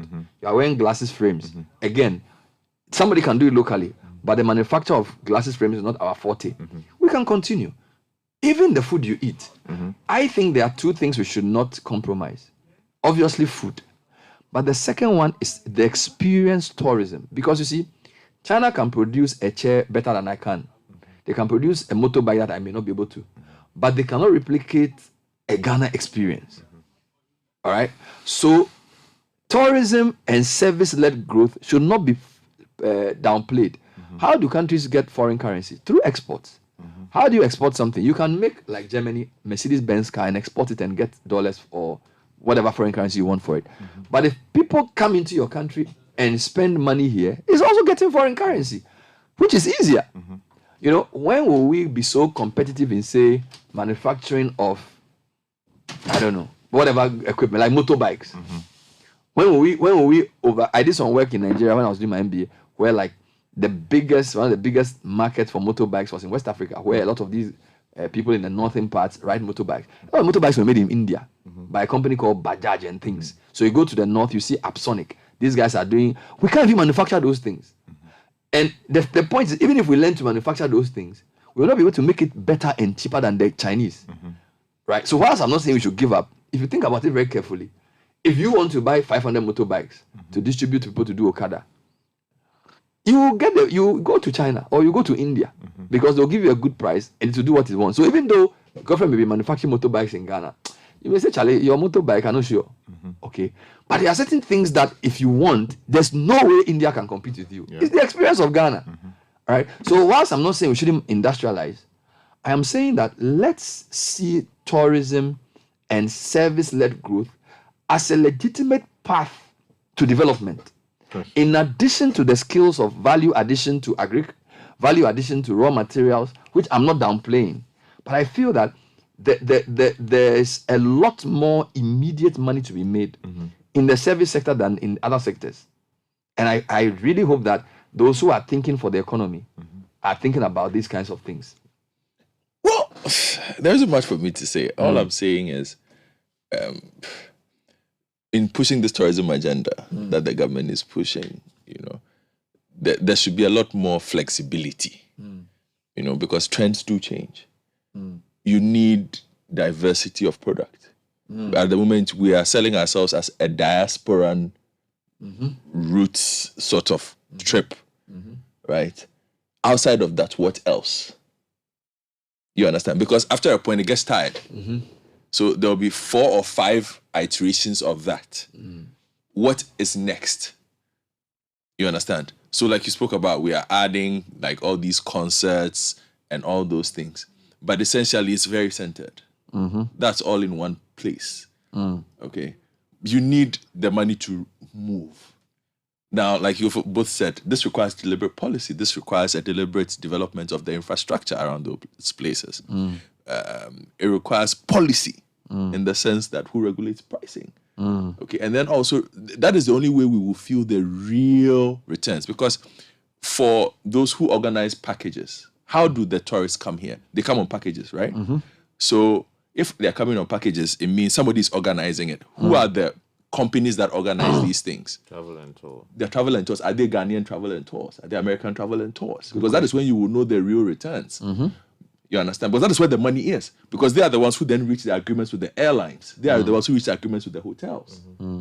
Okay? So that is where the calculation starts taking place. So if there's $1,000 on the table, are we making 600 of that and 400, or we are making 400 and the other 600? I hope you get the point I'm making.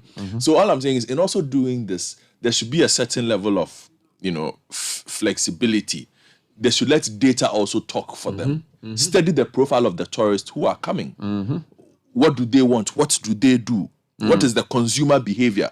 If you look at data from a cursory study of some patterns will show you that, okay, in Kenya, in the, like you spoke about, in the 90s, 38% came for shopping. Wow. Then they realized that, okay, people were shopping less. So let's drop that element. Let's focus on this. And it's the same thing that influences global trends. So the Germans will do this, the Chinese will do this. There are certain countries that basically spend a lot of time to figure these things out.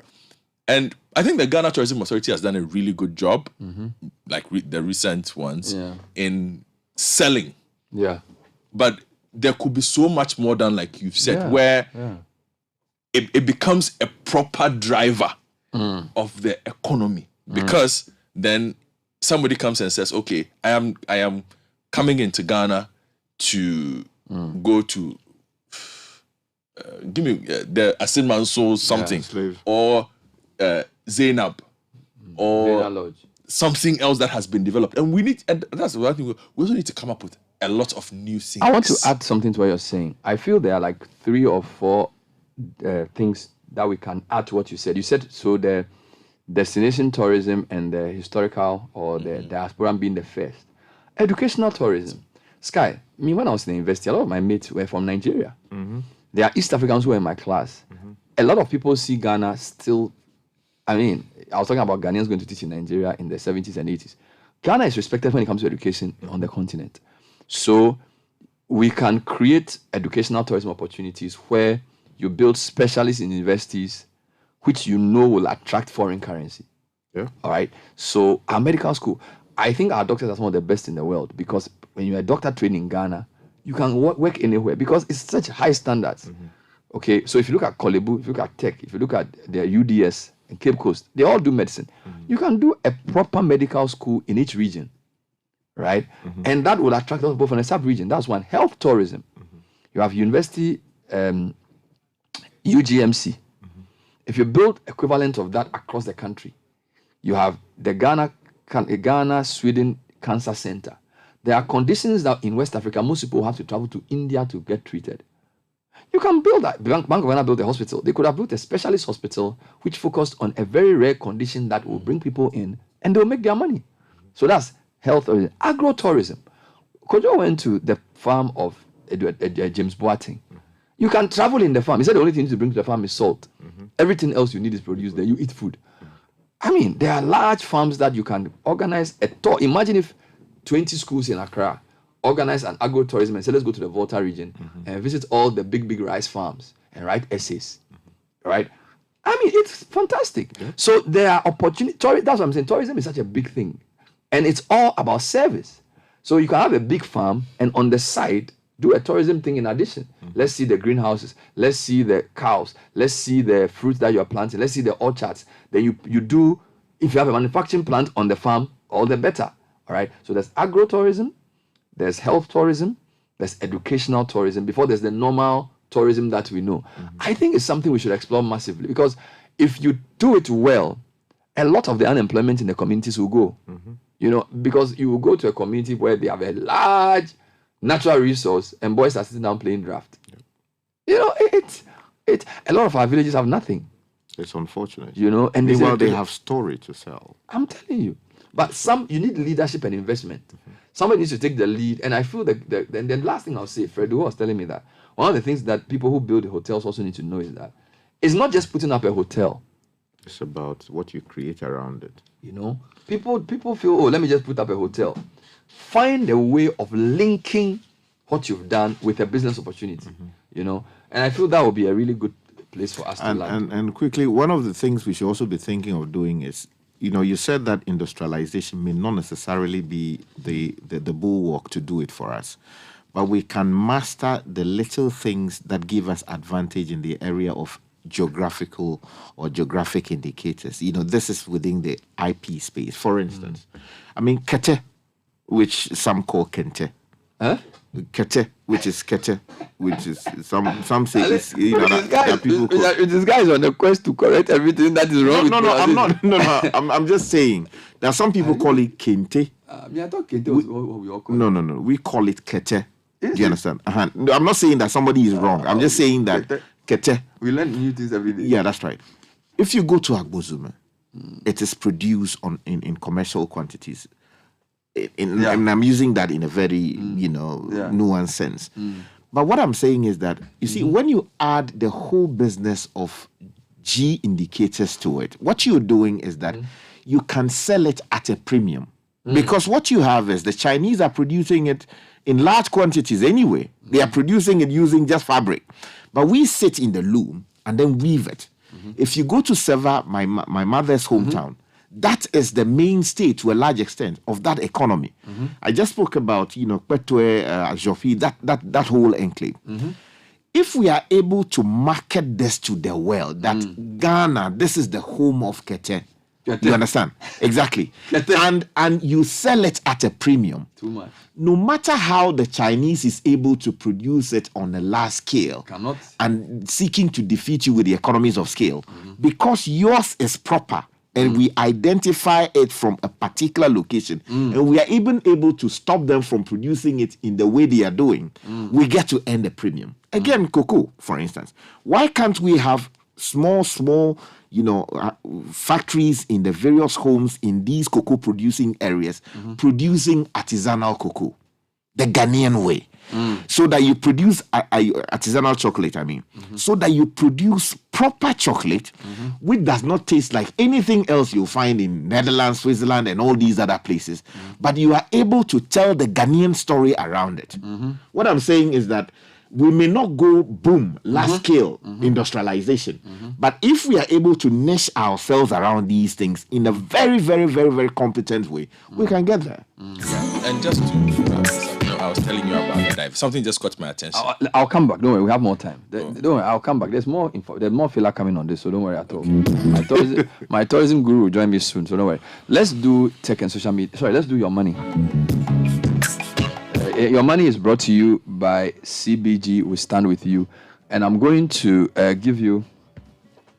I'm torn between two quotes. Okay, combine them.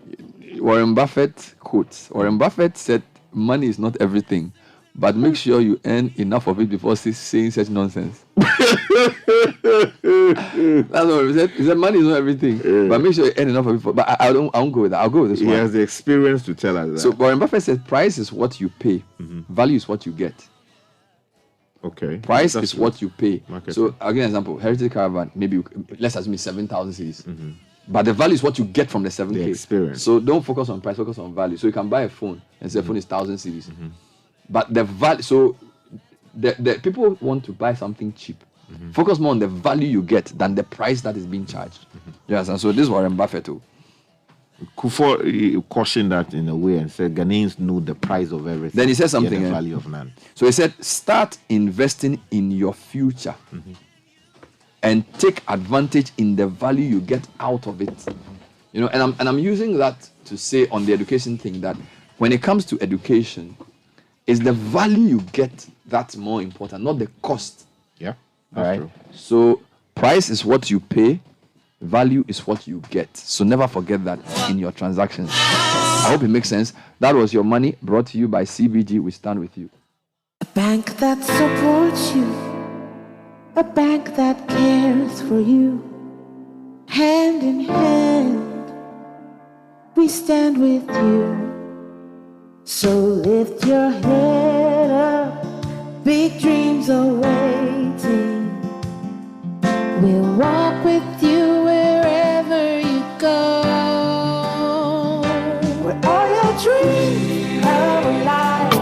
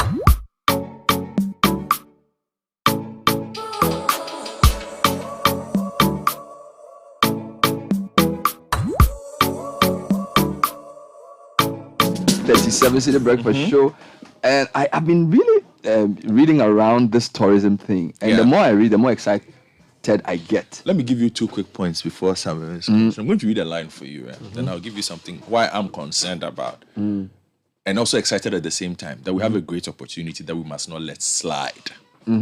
Okay, based on what we've achieved, based on the numbers, to move from you said what, 25,000 to 80,000 or 45? It was 25,000 to 80,000.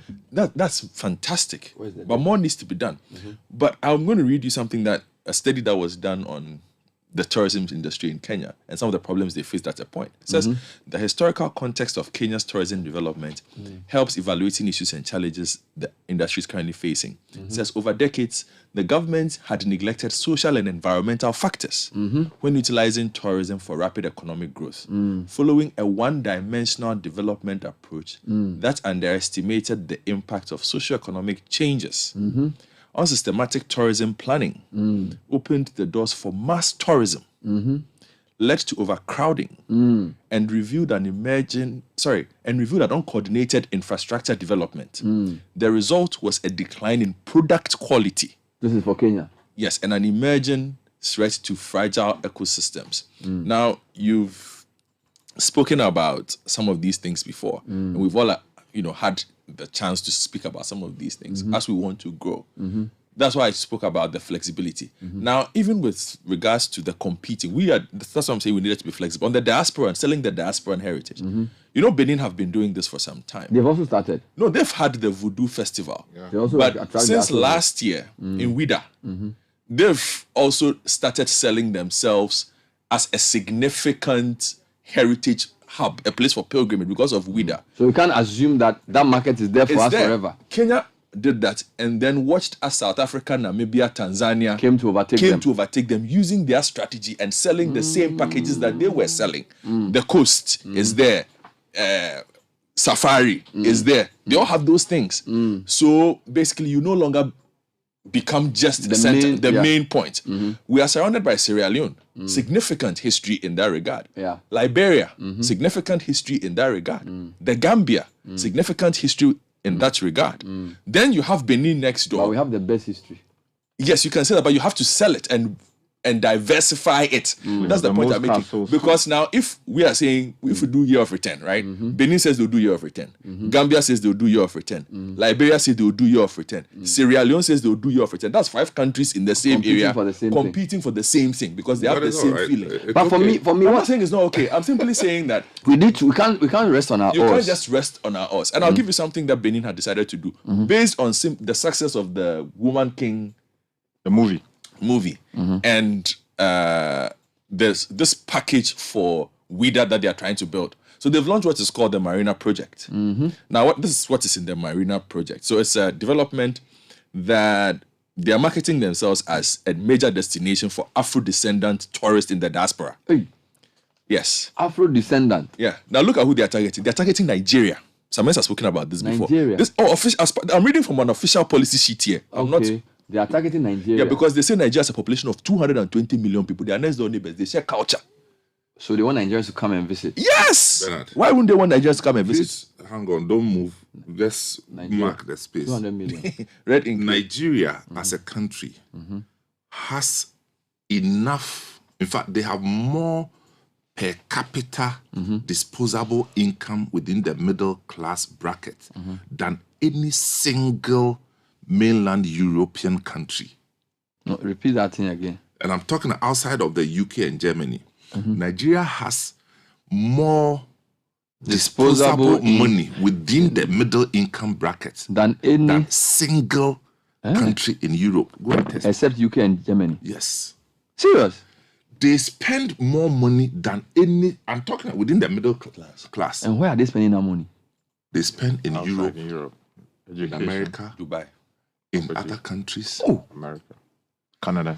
So that is the connection. So the 200 million you should target out of the 200 million. There's a certain 5 million who have a lot of money, who have so much money, and we are not collecting some into your market. We are collecting some, not enough. That's what I'm saying. That I'm reading a policy sheet that is clearly targeting randomly. This is a deliberate. So your point is that we can. So for example, when it comes to educational tourism, or health tourism or other levels of tourism, you can actually go and market in Nigeria and say, come to Ghana. This is the condition here. This is what we offer you. The language is easy. You have relatives here. Bernard, we are making it easy. Isn't that what we'll be talking about? That instead of trying to craft our Nigerian relationship, we are busily whipping Nigerians away because of retail business. Where the bigger fish is for the private, they have more money available than we have. So why not?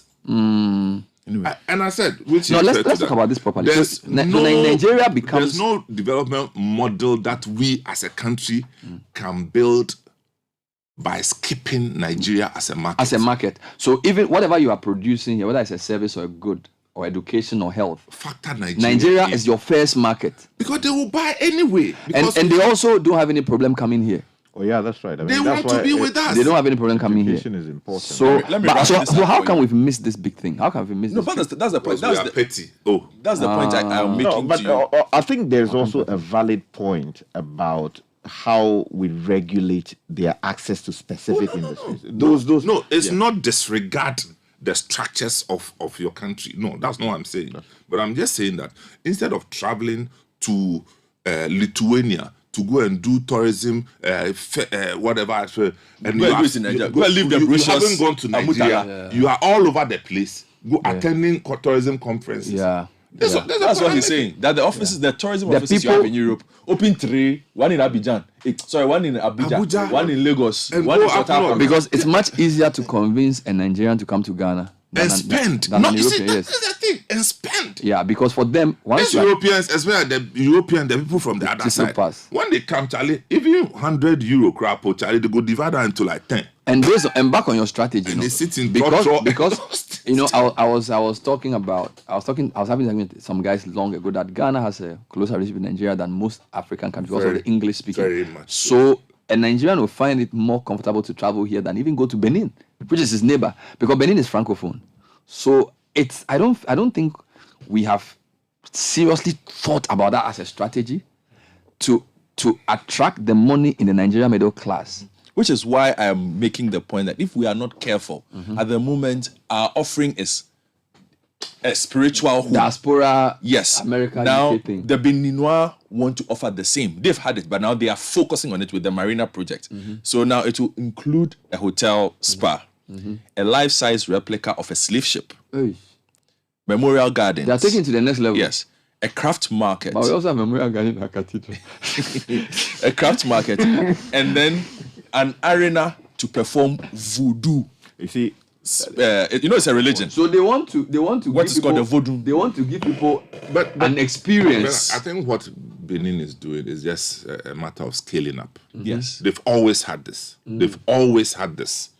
Even before the Jake Obeche-Bilamte thing started, Benin had always been the, if you like, the spiritual home of the diasporan people. Okay. But I think... Oh, really? You know why? The reason is that they have maintained the purity of their spirituality. Is that why? Yeah, that's right. Well, that's one reason. That's one reason. And even if you don't maintain it, you can recreate it. You understand? Yeah. Talk about the London dungeon. Tell me whether that is real. It's somebody who has recreated something that happened, put history together and recreated an experience for people. You understand? So I'm just saying that the reality is there, but you can recreate it. Tourism. When I used to teach tourism, I had a triangular. One is your tourism product or service. Okay. 2 is your hospitality. That's different from the tourist. Hospitality is the hotel, the room, the things around and the receptive cultures of the people. That's the hospitality. Yeah, hospitality, hotels, everything that makes people give people the comfort. experience. Yes. And then transportation. So those are the 3 in the triangle. Yes. So tourism, hospitality, transportation. No, the product. So the product, service, yes. So maybe you are going to a monkey sanctuary. Yes. Hospitality is the hotel around it where you stay and eat. Exactly. Then transportation is how you get there. If you put these 3 together, you draw the tourism cycle. You understand? So picking from Godfrey's point, as for tourism, in fact, the more widespread the opportunities are, the more attractive you become. So in the triangle, which one do you think we need to develop more? Which one have we left? So there's the tourism product. First of all, the product. That one is the generic. Of course. If you don't have a product, there's no offer. Of course. Then the second... you see, the product, could be nature. Okay.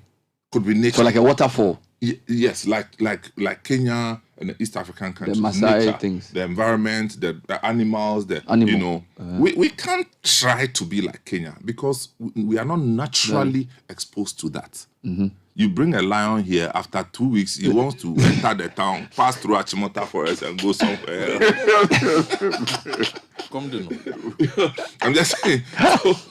So the nature but we have nice waterfalls and mountains. It's part of it. Yes, but again, your competitive advantage. Okay. Will some person in Europe or another continent want to travel to Ghana if their main objective is to see waterfall? Mountain.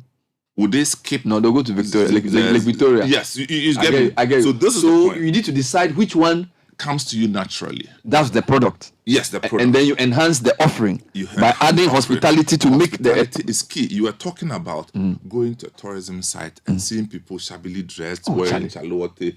In some spaces, they think it's, but the man is... Is it we are the people who protect the site? My name is Sumala. It's part of it. But is it not possible to still have someone wearing what would not necessarily be chalote? No, but Mole Park... Where you go to promotion? Yeah, that's right. Where you go to Sky? You see, again, what I skipped is, and I've said it several times, this whole tourism thing is captured in one sentence. It's about storytelling. Storytelling. Tell the story. Telling your story. You get me? So that's why we can't just take anything and say we are doing tourism when indeed is a story of other cultures. People. Because you can't tell their story better than they, So this is why we should look at the forts and castles. Ghana has the highest in the world numbers of forts and castles in the whole within world. the Africa region. You understand? Yeah, man. And there's history around it. Isn't that an easier thing to deliberately come up and sell them? Because the story is there, packaged properly. People will pay money to just come and experience it. So in terms of the transport and the hospitality, what can you say about that? Well, we are not doing well with transport. We are not doing well with hospitality. We are very bad at transport. We are very bad at hospitality. So when you talk about a transport mix, so like road. Yes. So you said there should have rail, there should be air, there should be all kinds of means of getting there. Yeah, because they come to Ghana, and how do they reach the tourism? The last time we went to Boabi Monkey Sanctuary. Can you imagine the bus tie almost? Yes, Charlie. We lost back somewhere. Wow. And I'm just saying that. So that's one of the examples. I am told that they've done an alternative. The blue waterfalls to the same. Charlie, you go walk. So the transportation thing is key, and we dismiss those things and then shout. But again, the tourism authority or the ministry has done some good job by trying to place Ghana as a Christmas destination, and that we can't dismiss. So people came a lot during this because Christmas. At the end of the day, the only way you measure tourism is numbers. So numbers are on the high. If the numbers are on the high, whatever they have done, we should be able to applaud it. So that is one of the areas of focus. One of the things in our earlier discussions I thought we need to also come back to is that people do not get tired of tourism. It's not like a one-off. No. They will come again. That if you have the same forts and castles, you have to change. You don't have to change. You go again. Let it be. You go again. Because there's a generational spectrum that repeats the cycle. Okay? The first time I saw the Notting Hill Carnival was in 1987. As you grow. Was in 1987. Okay? 5 years ago, I saw the Notting Hill Carnival. Again. And it felt the same experience. You want to see it because there are different people involved. There are different angles to it. You understand? So I'm just saying that, and 87 till now, the people who were born in 87, they are 35, 36 so they can come. see how many generations and cycles of people who will now come and experience it. So you are saying that investing in it is not like a one-off because it's not. There's repeat business. Repeat business. So that's why we cannot. What about my live- multiplier effect? I said the multiplier effect. That's 7. In fact, the more you enhance the features of the facilities and experiences, it grows into an exponential attractiveness. It's no longer arithmetic. No. It can't be arithmetic. The moment a tourism offering becomes exponential, it breaks the structure of the seasons. Wow. Meaning that if it's something that was built for, say, summertime, guess what? In winter, people will still come. Talking about that, how can we enhance the commercial value of these big festivals that we have? Takoradi has the what do you call it? The Masquerade Festival that Winneba has that. Abuachiri Festival. You also have the carnival, the Christmas carnival that they do. You have Ogbechuchu Festival. It's been done the same way. But no, this year was big. Yeah, that's right. You know, Agbamavosa. How can we? What experience can you create around a festival to make it a big to make commercially viable? I think where we have gotten to, we are almost there. Okay. Look, the Takoradi Anchors thing that they do for some time had died. Yeah. And somebody, people have revived it. Wilson Arthur and his people, they've all come together to revive it. The Hogbechuchu, we've always had Hogbechuchu. Yeah. But suddenly, this year it was massive. Such a huge thing. So I'm saying that we are almost there. But let me quickly go to the advertisers again. Once upon a time, we had the cigarette companies dominating advertising. Policy, global policy, killed them all. Killed. Then the beer company started. They should say we can't do the beer company started, global acquisitions and all the cross-country things that happened, and then FDA policy on advertising alcoholic beverages killed it.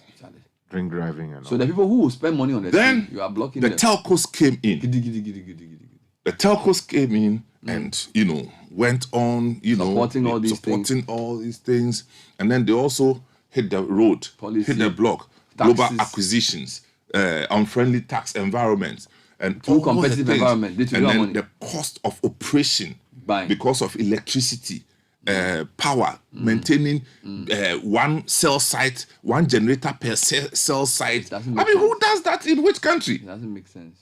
So it became difficult. So they had to pull back. They had to pull back. And then 2006 to 2010, what I call the Nigerian banks entered Ghana.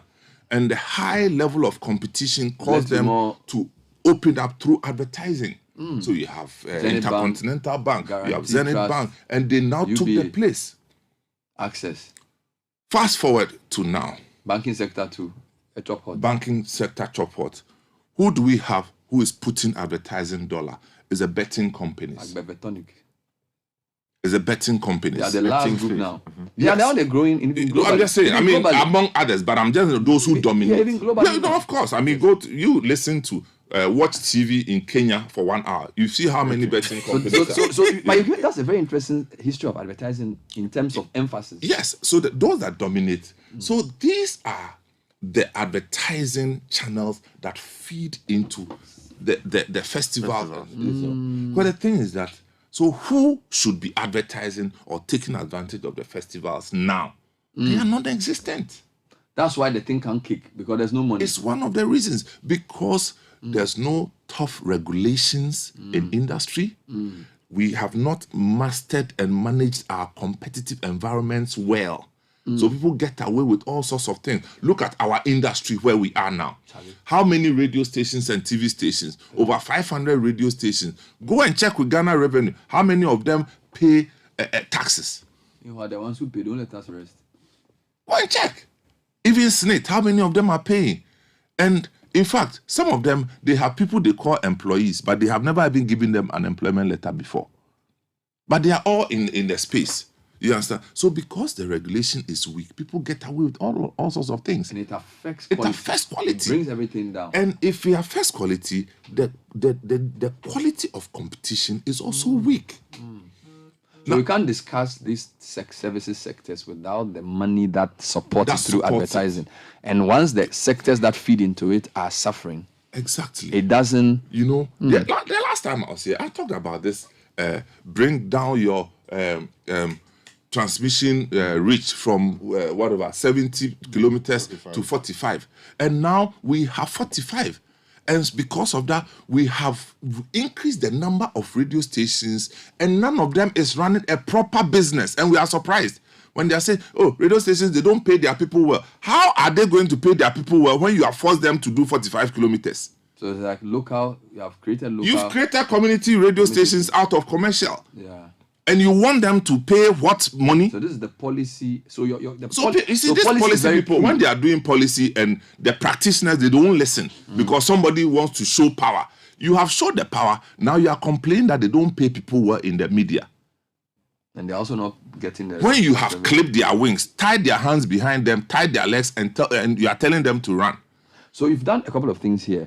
You've explained the advertising angle to some of these service industries and also looked at the way policy can hamper that space.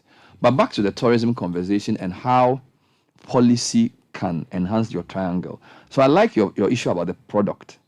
Don't try and create a new product. Basically, use what you've been given. I agree with that. Then say transportation. You can create a new product, but look at something that comes naturally to you. Yes, so you can have an advantage there. Yeah. Then you said transportation, give variety. Make it easy to get to the place, whether by rail, by air. And then hospitality is one place that a lot of people complain. But that should be easy, right? There's a regulator. There's Ghana Tourism Authority. Bernard, we are one of the poorest at hospitality in the sub-region. Really? I mean, how can a country, Ghana, surrounded by Togo on the eastern side, Burkina Faso on the northern side, La Côte d'Ivoire on the western side, all Francophonie, go take 10 hotels and check how many of them speak French at the front desk? That's a serious issue. As a requirement. And we say we are serious. We are not. I don't get it. So we have not even done the basics. And you are talking earlier, you are talking about educational tourism. We are sitting here, we want to be like China. How can you be like China? I'm dressing like them. We can never out-manufacture those people. That we should forget. Not in our lifetime. We won't do it. But we can try. But we can tell our own stories better. I think I like that point. We can tell our own story. Sky, if you went to Tamale today, and I don't know, I sound like a broken record. No, he said if you went to Tamale today, and you take one of the old polytechnics or training colleges and turn it to a language university to teach Francophonies how to speak English, to teach Ghanaians or West African Anglophone how to speak French. That university, that one university alone can change the whole community. Yeah. All we are doing is language university. It can change the whole. So that's what you mean by educational tourism. Exactly. We are sitting here again. You mentioned that Ghana, West Africa here, we are a destination for motorcycles. True? Bajaj. Motorcycles. Yes. So if you buy motorcycles, don't you know that it's equipment and machinery? Yes. And that somebody must service it for you to sustain its usage? Why have we killed our polytechnics? Technical university. So instead of focusing on manufacturing, just the fact that they repair, we created because they repair. It's a whole industry. You see, that's what I'm saying that. So what if we turn Skaswa into a hub of technical technicians and all these things, proper, deliberate. Charlie, you are thinking. The thing is that we are using the machine. Look at the people, the one that the Mahama Kambu, that one. Yes, the Pragya. The Pragya. Even that one we can't repair.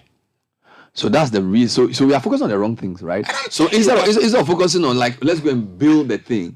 Even the repair, look around, we know if you do. We want to build National Cathedral. As for me, I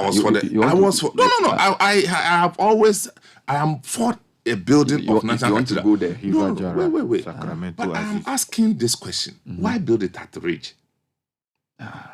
When you could have built it at Dodowa, and that alone would have turned the economy of Dodowa and the Shire area upside down. We don't want to travel far for church. No, it's not church. If you sell it as a church, this is the kind of trouble you get. Okay. You see, I'm just saying that we have the opportunities, but misplaced, misappropriated, and people are just not serious about it. Because as for the tourism, there's no way we can grow as a nation if we don't take it seriously. Charlie, that's the whole fire. That's the whole story. And the tourism people, they should stop attending conferences in Germany and all these useless places. You want to sponsor people that every day they are going for conference. Tourism conference. It's a waste of the taxpayers' money. Which conference? The thing that you can sit here and just Google the thing and see what is happening. You can even join by Zoom. You can even join by Zoom. They should, in fact, Mr. President, ban travel. By himself is in Dubai. No. You see, again, another thing. Last one before we go. Another big problem is how we institutionalize our drive for some of these things. Look, I'll say this thing without any fear. If you take Akwesi Agyeman from Ghana Tourism Authority, they'll have to initialize the whole tourism authority. What do you mean that they will have to start from zero again? So Ghana, once you take the person off, take your fee grant from GIPC, it's back to factory settings. I'm telling you, it's not like they've not have a system that continues. That's the point I'm making. So it's personality, effort. But that's really sad. This is it. If your fee is not there today, a lot of things will have to slow down before it comes again. That's what it is. And I'm not saying that he's the only one doing it. I'm saying that the drive. But you have proved a point that defeats something Sky said yesterday. About because Sky came to sit on air and said the only time you see a Ghanaian seriously thinking is when he wants to beat the system. But see, you have to. Is this guy? Is it? I thought that thing was not true. This guy is thinking. No. That thing you said is the Kabudi rejectment. Sky said the only time you see a Ghanaian seriously thinking is when he wants to beat the system. Sky, you see, you're a liar. You are thinking, why? God bless you. There are general positions. No. They don't say it again. And I was quoting Captain Buduku. I reject it. This tourism thing there, Bernard, we shouldn't stop. No, I will fire it. Don't worry. You have more view. We should but not stop. I have to pay my bills. Hey, Charlie. Oh, you are thinking. What is it? Oh, God. Effective living series is coming up shortly. And then we have a few more things to do. But ECG is noticing with great concern the uncontrolled activity of bush burning, especially during the Harmattan season, which adversely affects quality of power supply. Now, these uncontrolled fires end up burning our network system as well, resulting in outages and inconveniences to our customers. This also puts heavy toll on our limited finances. Charlie, somebody went to burn the whole Shiashi roundabout. Charlie, in 2022, somebody has gone to burn the... Hey, Charlie Ghana, Charlie, you do. Now, ECG is saying that they can seek legal redress against people who set up fires indiscriminately. So please, help ECG serve you better and stop setting bushfires around the whole place. They should also educate people. They should educate people. But look, why would they keep catching Bayline? Charlie, why you catching? Because they don't know. In 2022, I am telling you, Bernard. They don't know. They don't know, Bernard. For instance, if you are driving around Shiashi, and you saw two people removing the tire from somebody's car, straight away you know it's a bad thing. You probably will call the police. But if you are passing, you saw somebody gathering some small weeds and then burning, you think it's normal. I'm saying that they are doing it because they think there's nothing wrong. They should stop it. We should educate them. They should stop it. The airtime that we are selling, they should come and buy some and educate people with it. No, but you are Gama. Charlie, you should educate people. You should ask Ali Muhammad. Ali Muhammad, he used this thing to educate people on how we should live our lives in society. No, but your level of Agama is heavy. No, he's selling. No, Charlie. No. See, we sit in Accra. We think that everybody is at the same level. So we should educate them to stop burning the bushes. Yes, because the bush burning there, if you live in the village, it's a natural way of disposing the thing off. Okay. Sky, I lie. Oh, no, that's true. That's true. And the thing, if the thing is burning, they think they have succeeded, though.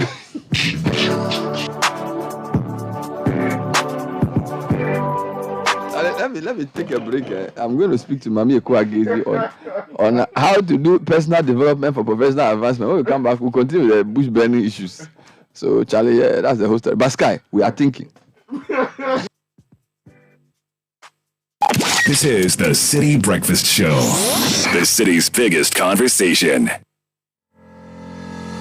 Freight forwarding just got easier. Say goodbye to the days of excuses and disappointments with Hallmark Freight and Logistics Ghana Limited. Our attention to detail prevents customers from ever having to pay demurrage. Our quality and cost-effective services include ocean freight, air freight, customs clearance, logistics, warehousing, project cargo, ex-works, haulage, break bulk, and courier services. Trust us to get your goods from any part of the world delivered to you at your convenience. Have your air freight delivered in less than 24 hours. Sea freight in less than 48 hours, and land freight in just 4 hours. Visit our offices on the 4th floor of Allied Heights, Abelempe, or Cargo Village Airport. Call us today on 0302 915 335 or 0501 471 599 or visit our website hallmarkfreightgh.org. Hallmark Freight and Logistics, your trusted and reliable partner.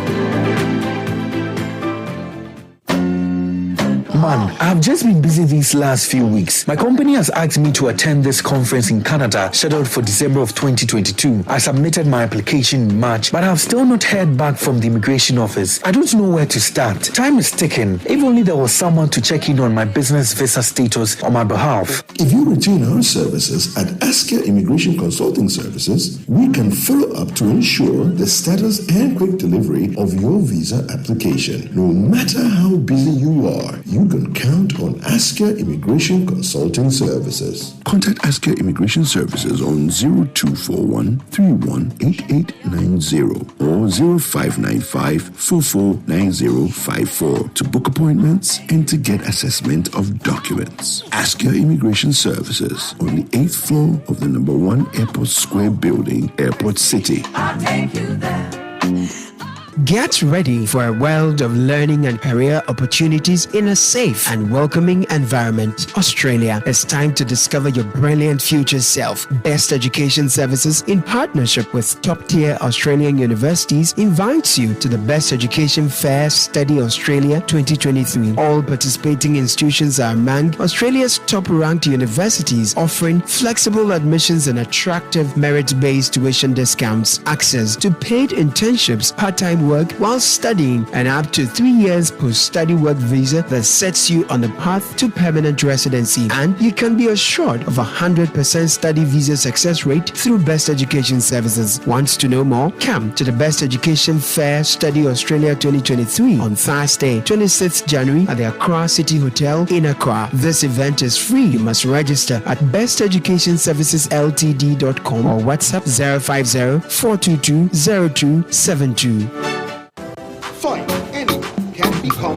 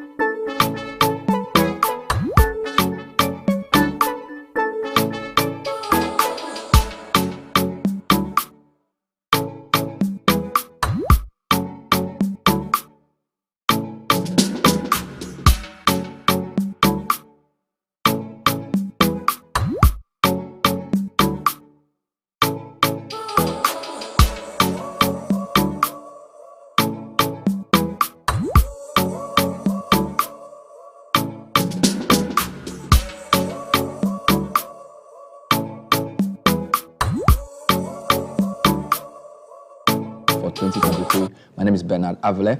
This month, we're trying to help you to set off well. and the week's focus is on professional priorities for 2023.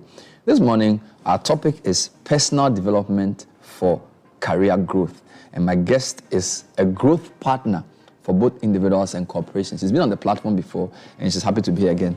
Great to have you, Mami Ekuagezi. Thank you, Bernard. I like your characterization, a growth partner. Yes. Why is that important? Why is growth a partnership? You're not a growth trainer, you're a growth partner. No, so the partnership is supposed to give responsibility and accountability to the growth target or individual that is looking to grow. For organizations, the partnership encourages them to be responsible as well, and also be accountable for their own take on the process. And it's a journey. It's not a one-off thing. Training happens, we do some reviews, but for growth, it's an everyday process. I like that. So personal development for career for career growth. Why is this topic even important? Wow. Yes, so all of us have, I'm sure that other speakers here have spoken about how the world of work has changed. Our economies are rolling off the edge. Different things are happening. And a lot of the times when these things are happening, we take it for granted that what we knew yesterday, last year, 10 years ago, will still be relevant to sail us through for the next. It doesn't work like that. So we talk about career development based on your personal development, because if you do not develop and grow, you will fall off the radar. You will die in the world of relevance. Your relevance will shrink and it could die. And we've seen it happen to individuals, we've seen it happen to corporations, we've seen products that were the biggest thing 10 years ago, and now they're nowhere to be found. So to stay relevant, you need to personally grow to develop your career. I noticed you have two powerful growth experts quoted. Yes. Steve Covey says, be patient with yourself. Self-growth is tender. It's holy ground. There's no greater investment. And then Brian Tracy also says, personal development is your springboard to personal excellence. Yeah. And it adds a few more things. Yeah. Now, you're saying the world is changing. Yes. The workplace is changing. And is this also the economy? Is this running from the economy that's changing and the way the global system works? Yeah, so the context really is that we have moved from when we used to do paper, even from just computer, to a highly digitized world. Now, I know that any leader that takes over an office, an entity, or a country wants to talk about digitization. It's almost as if you can do anything without it. So we live in a digital era. Everything is digitized. AI, cloud computing, big data, collection analysis, making stories out of these things are big. So that in itself has changed the way we view ourselves and career and individual jobs that come together to deliver results. So for you as an individual, if you're looking at your career development and you're only thinking of yourself as a finance expert, a human resource professional, a marketer, and you're not looking at the world through the lenses of digitization, you will not be relevant. Again, the new workplace is no longer this block that's sitting there and we drive in and out at a particular time. So you clock in, you clock out. Many roles have changed. People are working from beaches, people are working from their bedrooms, and we saw a lot of that even more prominently during and post-COVID, right?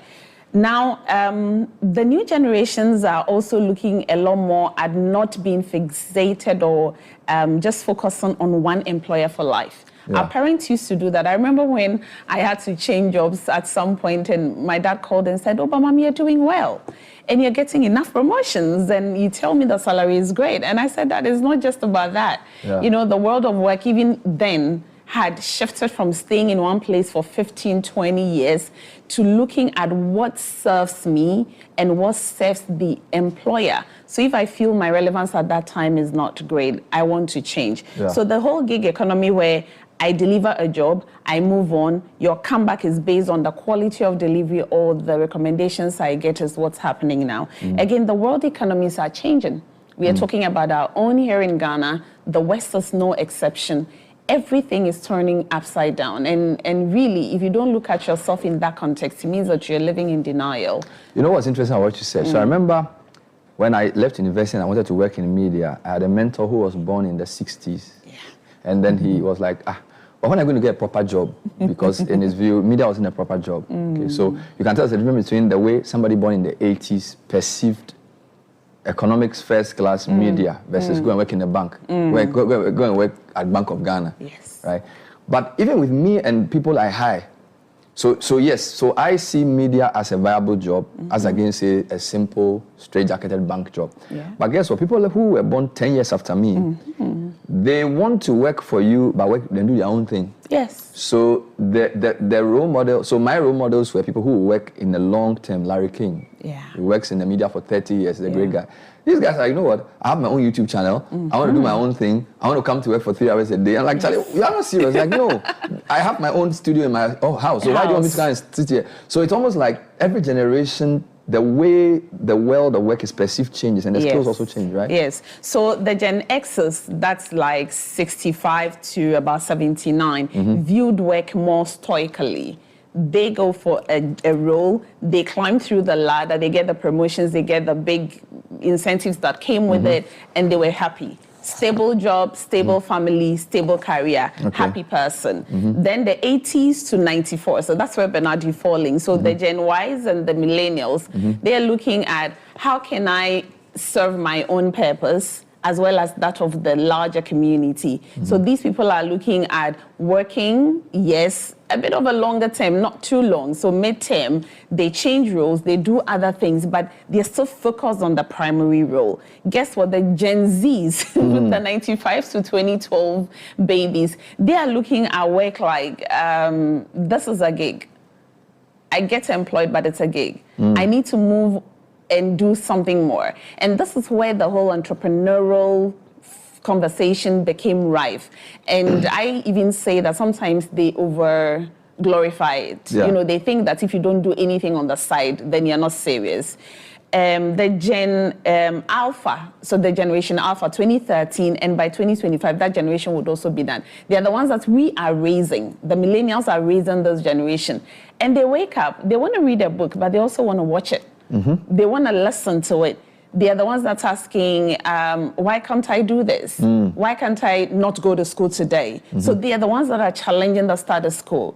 And every generation comes with its own view and its own reaction to the place of work. And I tell you, the generational conversations become even more important when you are in a bigger corporation where you have all the generations working together. So all these, based on the generation you're born in, you would realize that your reaction, your attitude, and your own visibility in the career space changes. People are no longer excited about getting one role and sitting in the same employment for life. No. This is the Effective Living series, and it's our third week. We're focused on professional priorities for 2023. My guest, Mami Ekuagezi, and our topic today is personal development for career advancement or career growth. And she's given us the why.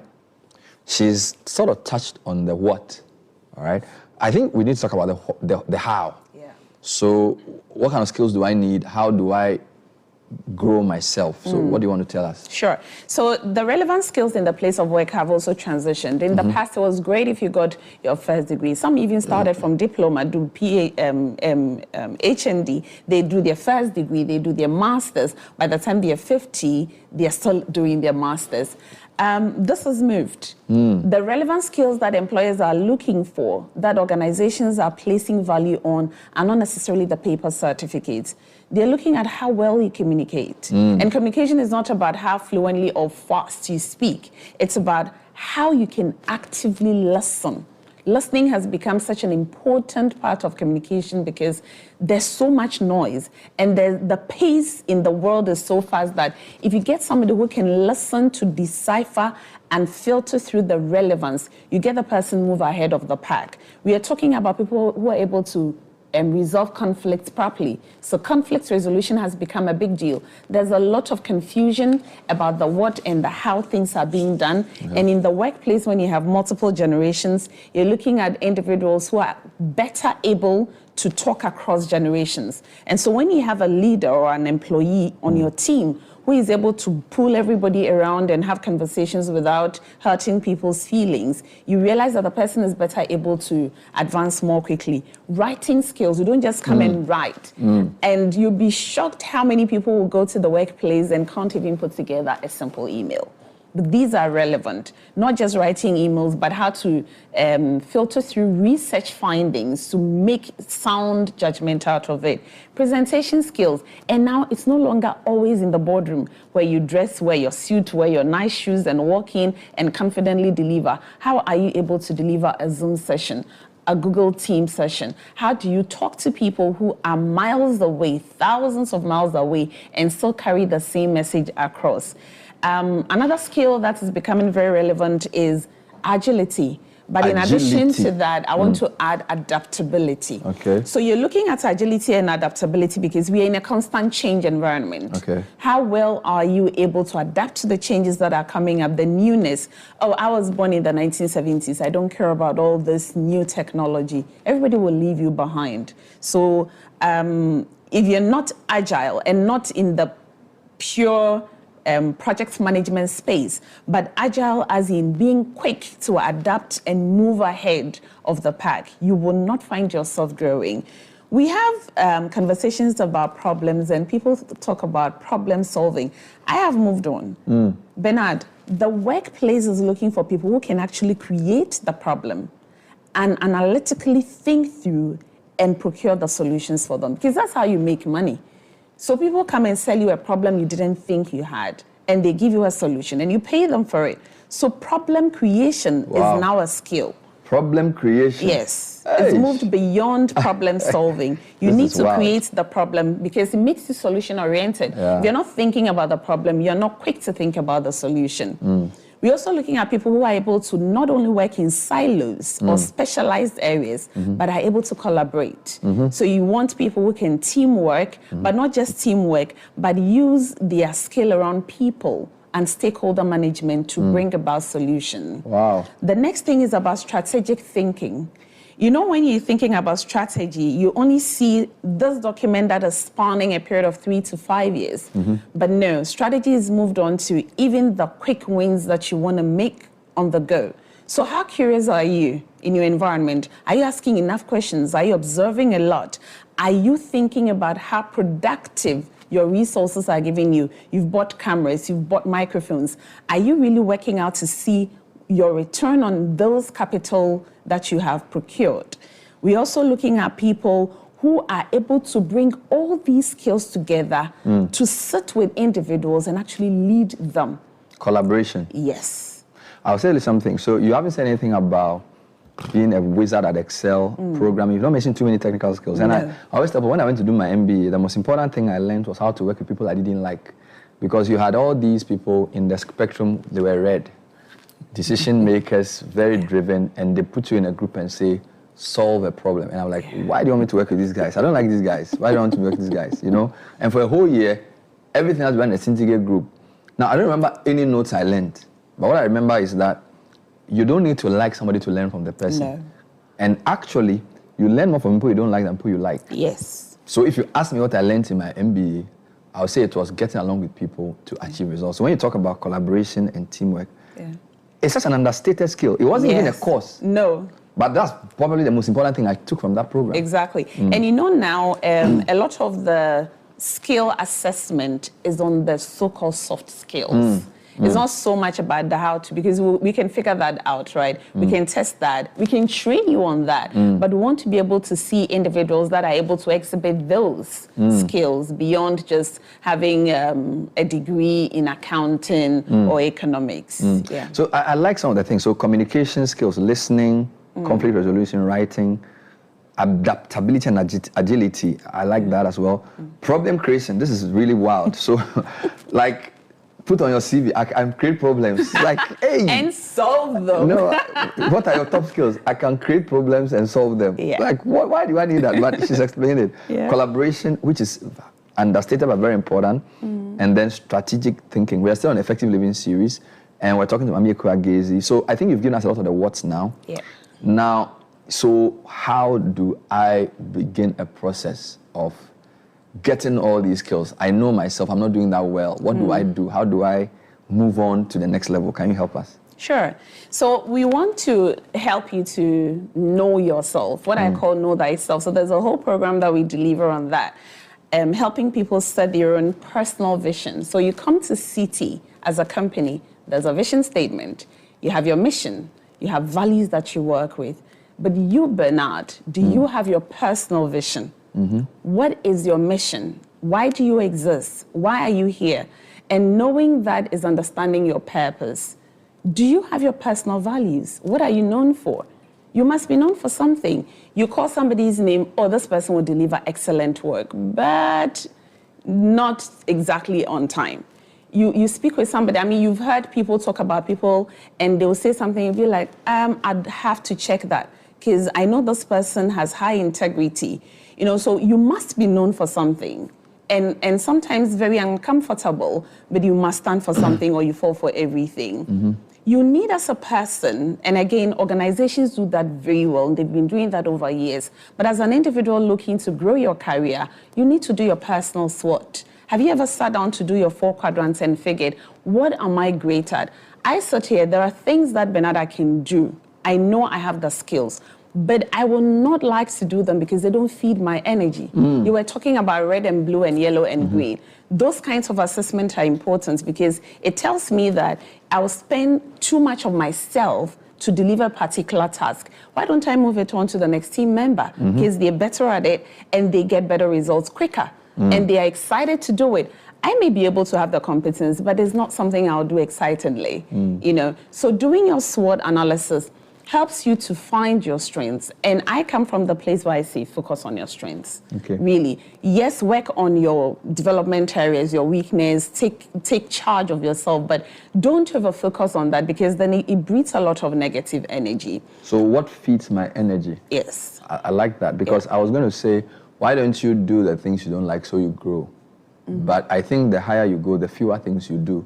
So you can get people in your team to help you in areas you are weak, where you do more high-value energy things. Yes. So I take the point. Yeah. I take the point. So this is still in terms of doing the SWOT and knowing yourself. Exactly. All right? Exactly. And then in terms of career goals and things, coaches and things, where do they come in? Yeah. Because when you tell people know yourself, it's like, dude, I'm 41 years old, I'm a man, I'm from Georgia, but what else do I need to know? You know, so don't I need help there? You do.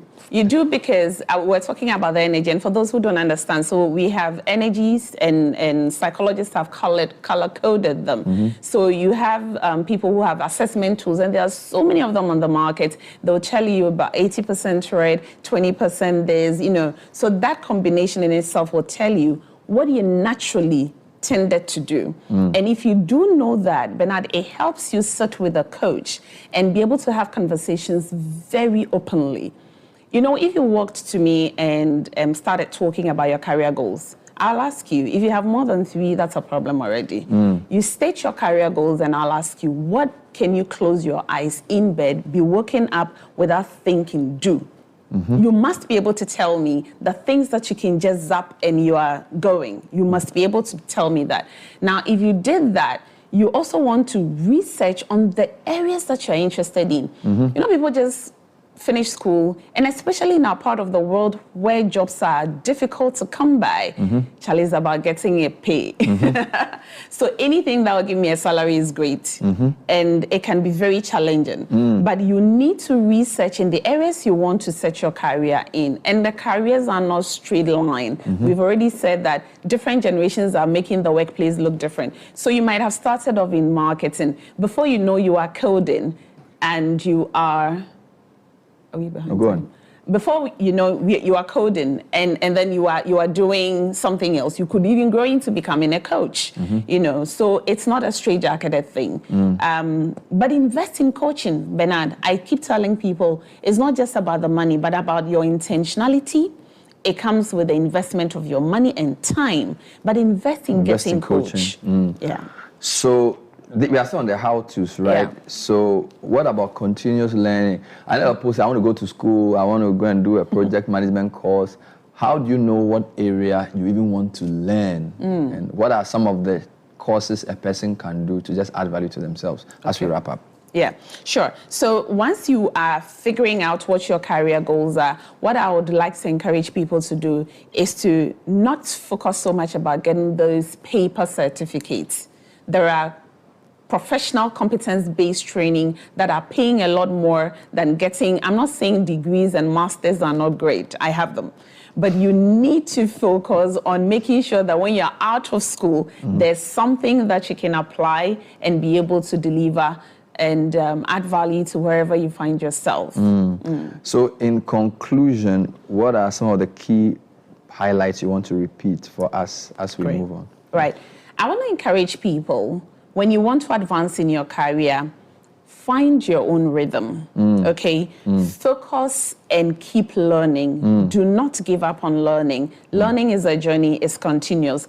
Work on your attitude. The workplace could do with better and more positive-minded people, and find and actively engage accountability partners. I like that. And obviously, you can get a mentor as well. That's in the slide. Hopefully, we'll bring it back. The point of these programs is not to give you like 1,000 things to write down. If you have 10 things that you can remember and apply, it's better. I've always said that it's not just the willingness to learn, but the commitment to apply. So don't just be a learner. In fact, the Bible says there are some people who are ever learning, but they never come to the knowledge of the truth. So to know something is beyond learning. It's actually to apply it. If you can't apply it, you don't know it. So these programs are not just to be bombarding with information. A lot of the things our guests are saying are things they actually practice. So a week of practice is better than a year of theory. So please pick some of the top threes. I've picked mine. Clearly, being able to create a problem and solve it is big for me, because companies need to know where they are hurting, and having that mindset is critical. And of course, working with people, always a great thing to do. Thank you, Mami Ekua. How can we get in touch with you? I'm sure there are people who want to know. Yes, so you go online, look for Mami Ekua Gazy or The Mami Gazy, and you're sure to find me. You are The Mami Gazy? Yeah, The Mami Gazy. And the Ekua is E? EKUA. Amazing. She is a growth partner for your individual and corporate entities. Thanks for listening. Thanks for watching another episode of the Effective Living series. We'll be back with more. We'll see you next time. Bye-bye.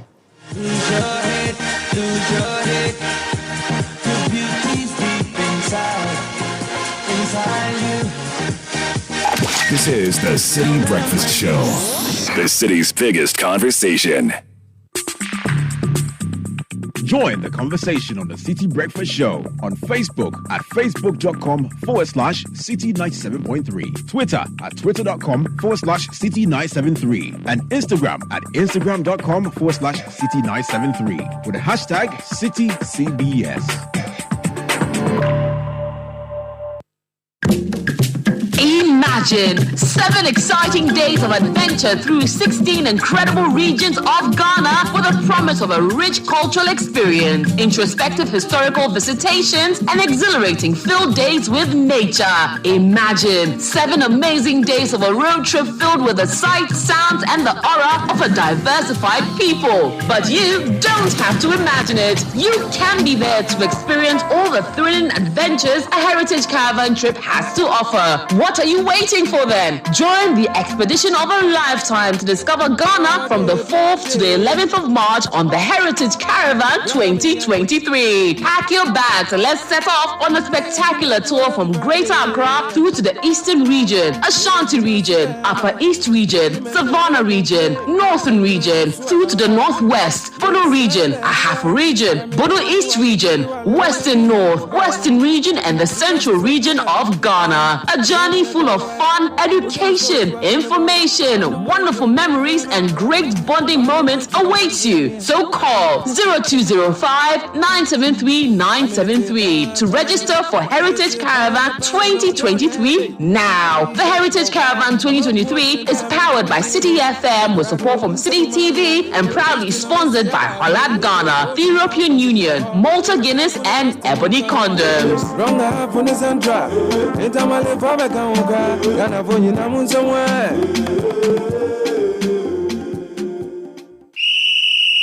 Bet365 is now officially available in Ghana. My G, if you love sports, there's no better way to get a piece of the action. Build your own personalized bet with Bet Builder and select from popular markets on the biggest sports. You fit make multiple selections within a single match. For example, in football, you can choose first goal scorer and both teams to score to create your bet. Charlie, visit the official site at bet365.com.gh. Over 18s only. Terms and conditions apply. Please gamble responsibly. Hey, are you worried about your parties, weddings, hangouts, on what drink to enjoy for the celebration? Or you're worried about how to celebrate your friends and family during that special occasion? Bigo.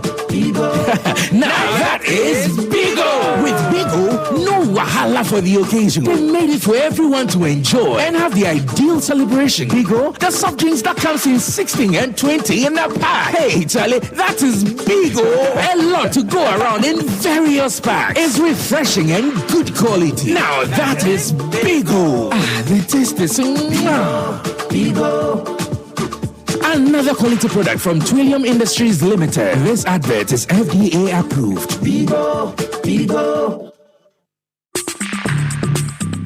Join the conversation on the Citi Breakfast Show on Facebook at facebook.com/Citi97.3, Twitter at twitter.com/Citi973, and Instagram at instagram.com/Citi973 with the hashtag CitiCBS.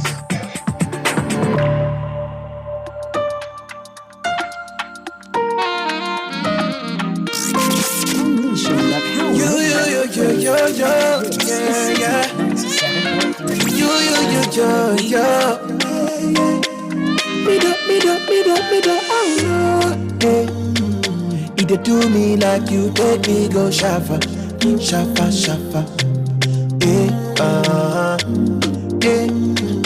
Either do me like you take me go balao.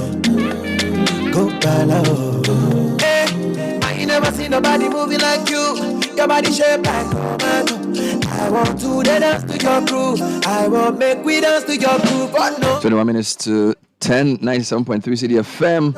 That was your Effective Living series. And I'm going to get into the gold for oil shortly. But two quick things to tell you. Asker Immigration Consulting is committed to being your source of information for oil immigration services to Canada. The FM located at 1 Airport Square, Airport City, Accra, Ghana. You go to askerimmigration.com for more information or call 0506 012 or email welcome@askerimmigration.com. And then Heritage Christian Center is also offering programs BBA in accounting, marketing, human resource management, banking, finance, and more. They also have Bachelor of Theology, BSc Information Technology, and tutorials for professional programs and more. Call 0547 777 or go online to hcuc.edu.gh. All right, so yesterday the Vice President spoke at the New York School and threw more light on the gold for oil deal. Here are his comments. Beyond the IMF, however, we have to look for fundamental solutions to some of our problems. As our foreign exchange reserves have declined, the depreciation of the cedi, as I have noted, has accelerated.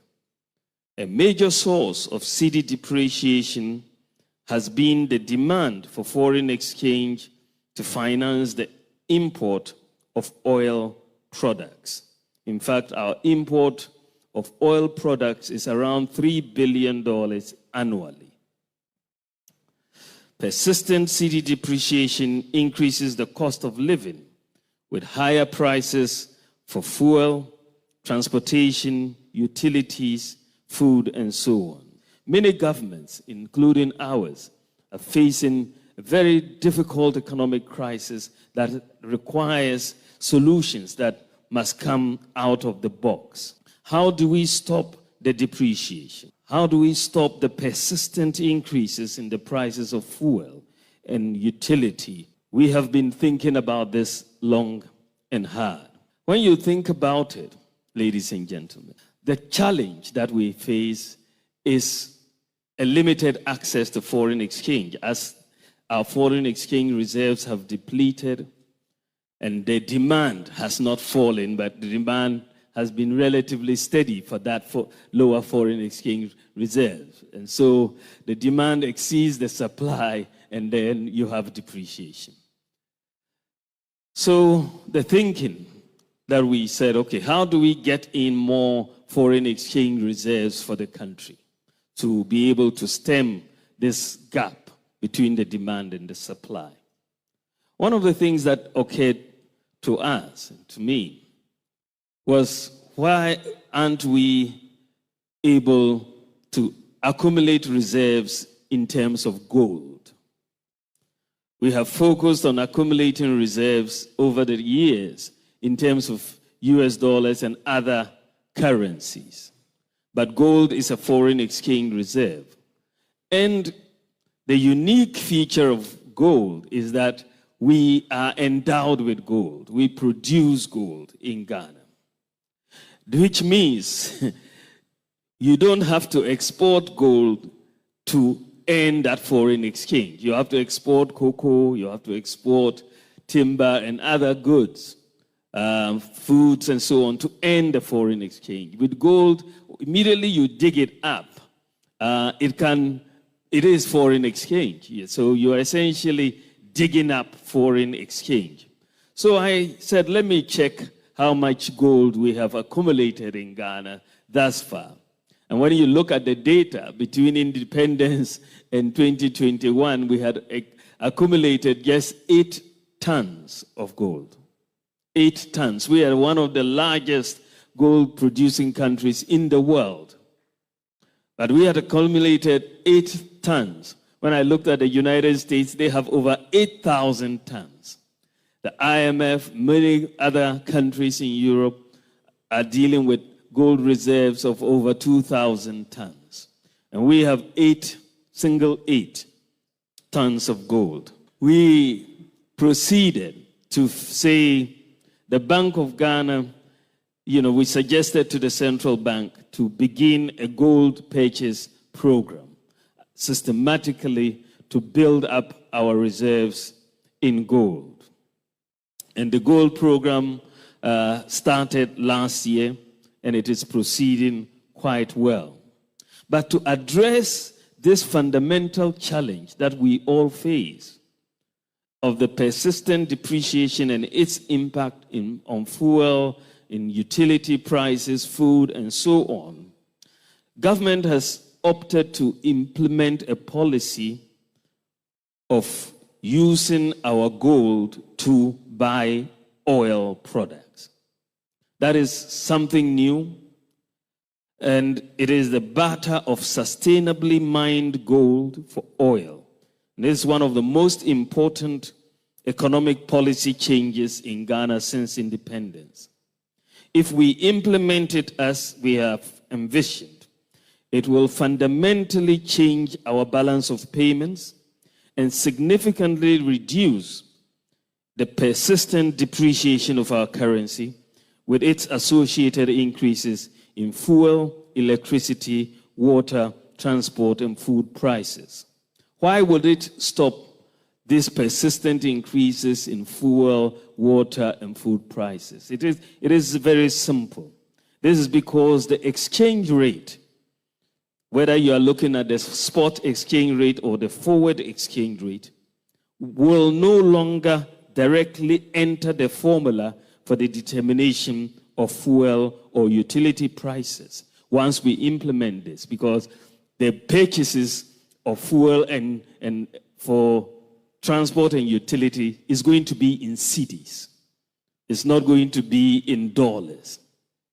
So because you're buying that fuel with gold, that is where the exchange takes place. But once you sell that fuel, you sell it in cedis.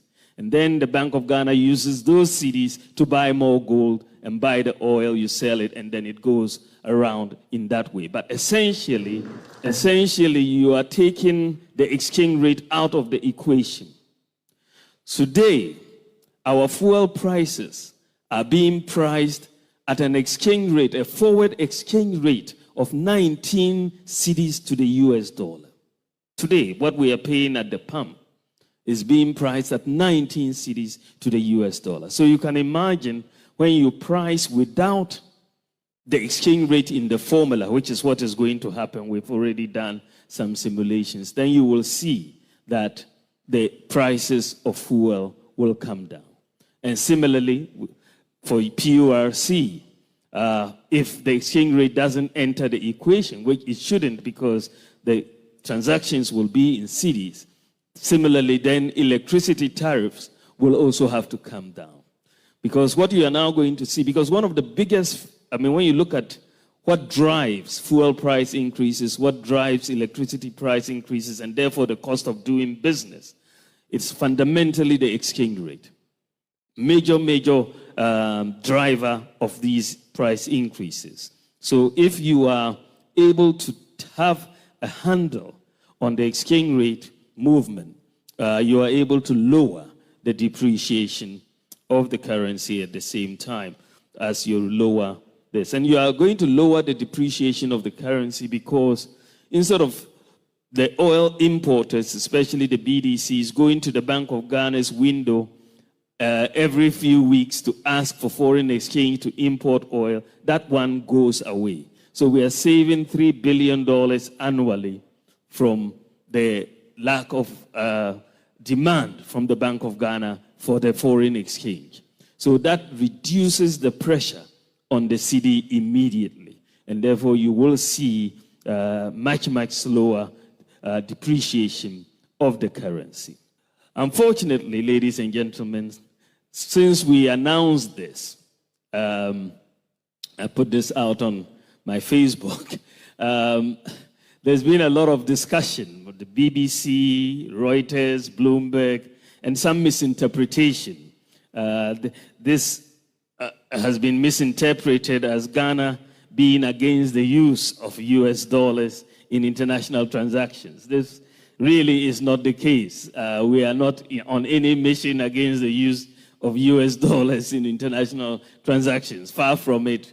In fact, we want to accumulate more US dollars in our reserves. But we have a specific issue to deal with oil imports and the nexus between those oil imports and the prices of fuel and transport and food and utilities. And that is essentially what we are targeting, to exchange our gold for the oil, take that path, and therefore insulate the domestic economy, domestic industry from the persistent depreciation that we see in the currency that affects the cost of doing business and the cost of living.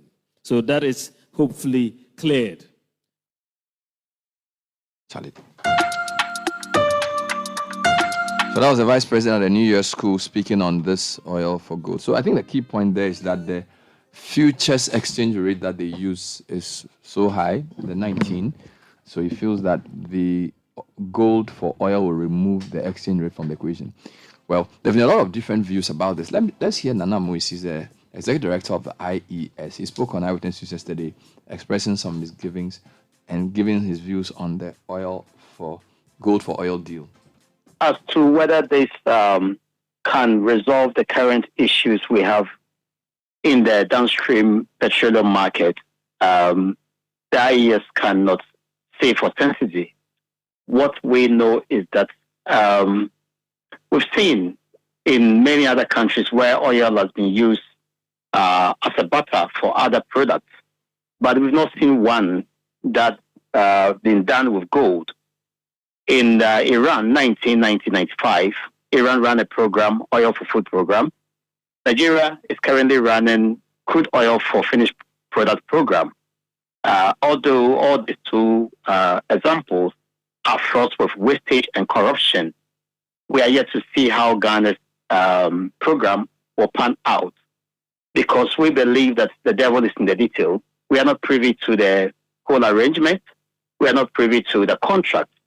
And so we cannot say whether this is sustainable or it's going to bring us any form of affordability in terms of fuel price.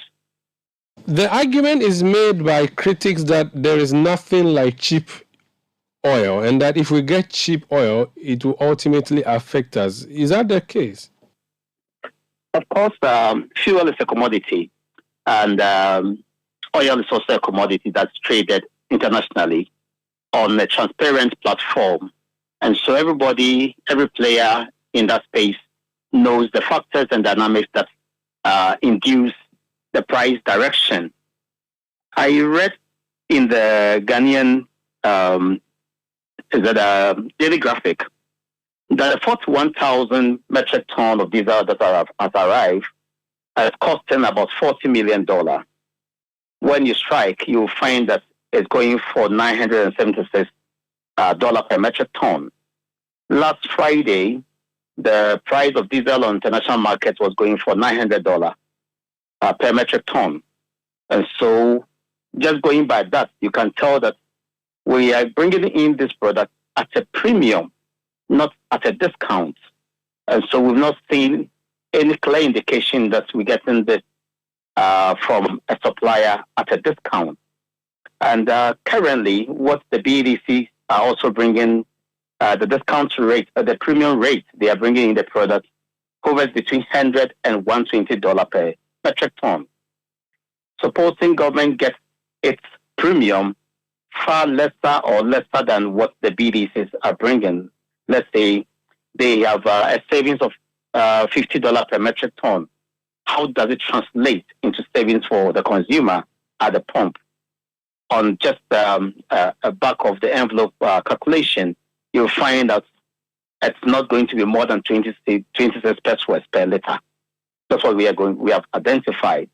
But tomorrow, we also want to see how much, to what extent this cargo can induce or influence the market. This is just about 40,000 metric ton. We consume as a country 150,000 metric ton on monthly basis. So this parcel of products, 40,000 metric ton, is just for a week, 7 days. How can it influence the market? Maybe there are more parcels coming. The initial indication we got is that they are bringing 2 cargoes on a trot, 80,000 metric ton for diesel. Then next week or so, they will bring another 80,000 metric ton for gasoline, that's petrol. But here we are today. And Sunday, we've not got an indication that another vessel has sailed. But then what we have today is a gas oil vessel of 40,000 metric ton.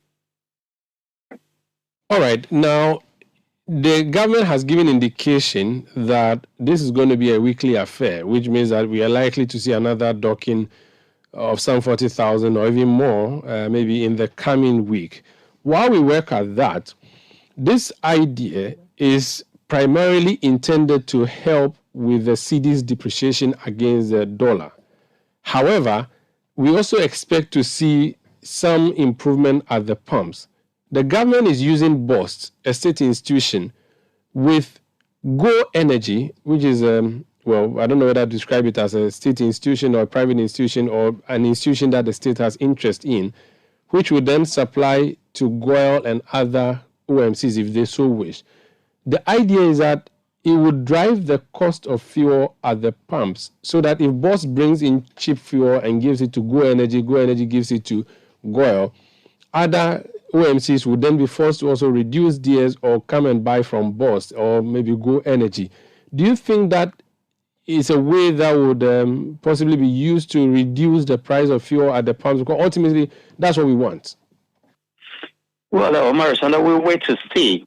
When we got indication that the government is putting up a framework around goods for oil, how we understood it with the industry's terminology is that they are bringing in crude oil because diesel, by definition, is not oil, it's fuel. And so it's a byproduct of crude oil. If government had brought in crude oil for thermal oil refinery to refine, then we can be assured of one, supply security. Then we work towards the price dynamics as well, or the price security as well. But then we are prioritizing importation over our own indigenous natural resource and assets. We produce oil, for God's sake, 10 fuel, Jubilee fuel, Sankofa, GME. Ghana has a stake in this production, and we have disconnected Ghana's parcel and our own upstream sector from the downstream when we have an aspect of more than 40,000 barrels per stream day to refine. Semi refinery is sitting idle for the past 18 months. We don't know how we are connecting our own resource and assets to bring us that sort of relief that we are seeking.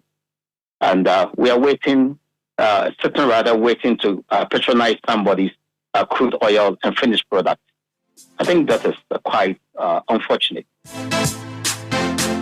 Jury's still out on the gold for oil. I'm pretty sure by the time this week is over, we'll have all the details, because the Vice President gave some pointers on why they went for the deal, and he explained that the exchange rate was the real reason. So they would take that out of the equation. But the price at which they are getting the commodities premium, the quantity may not be enough to depress the price locally.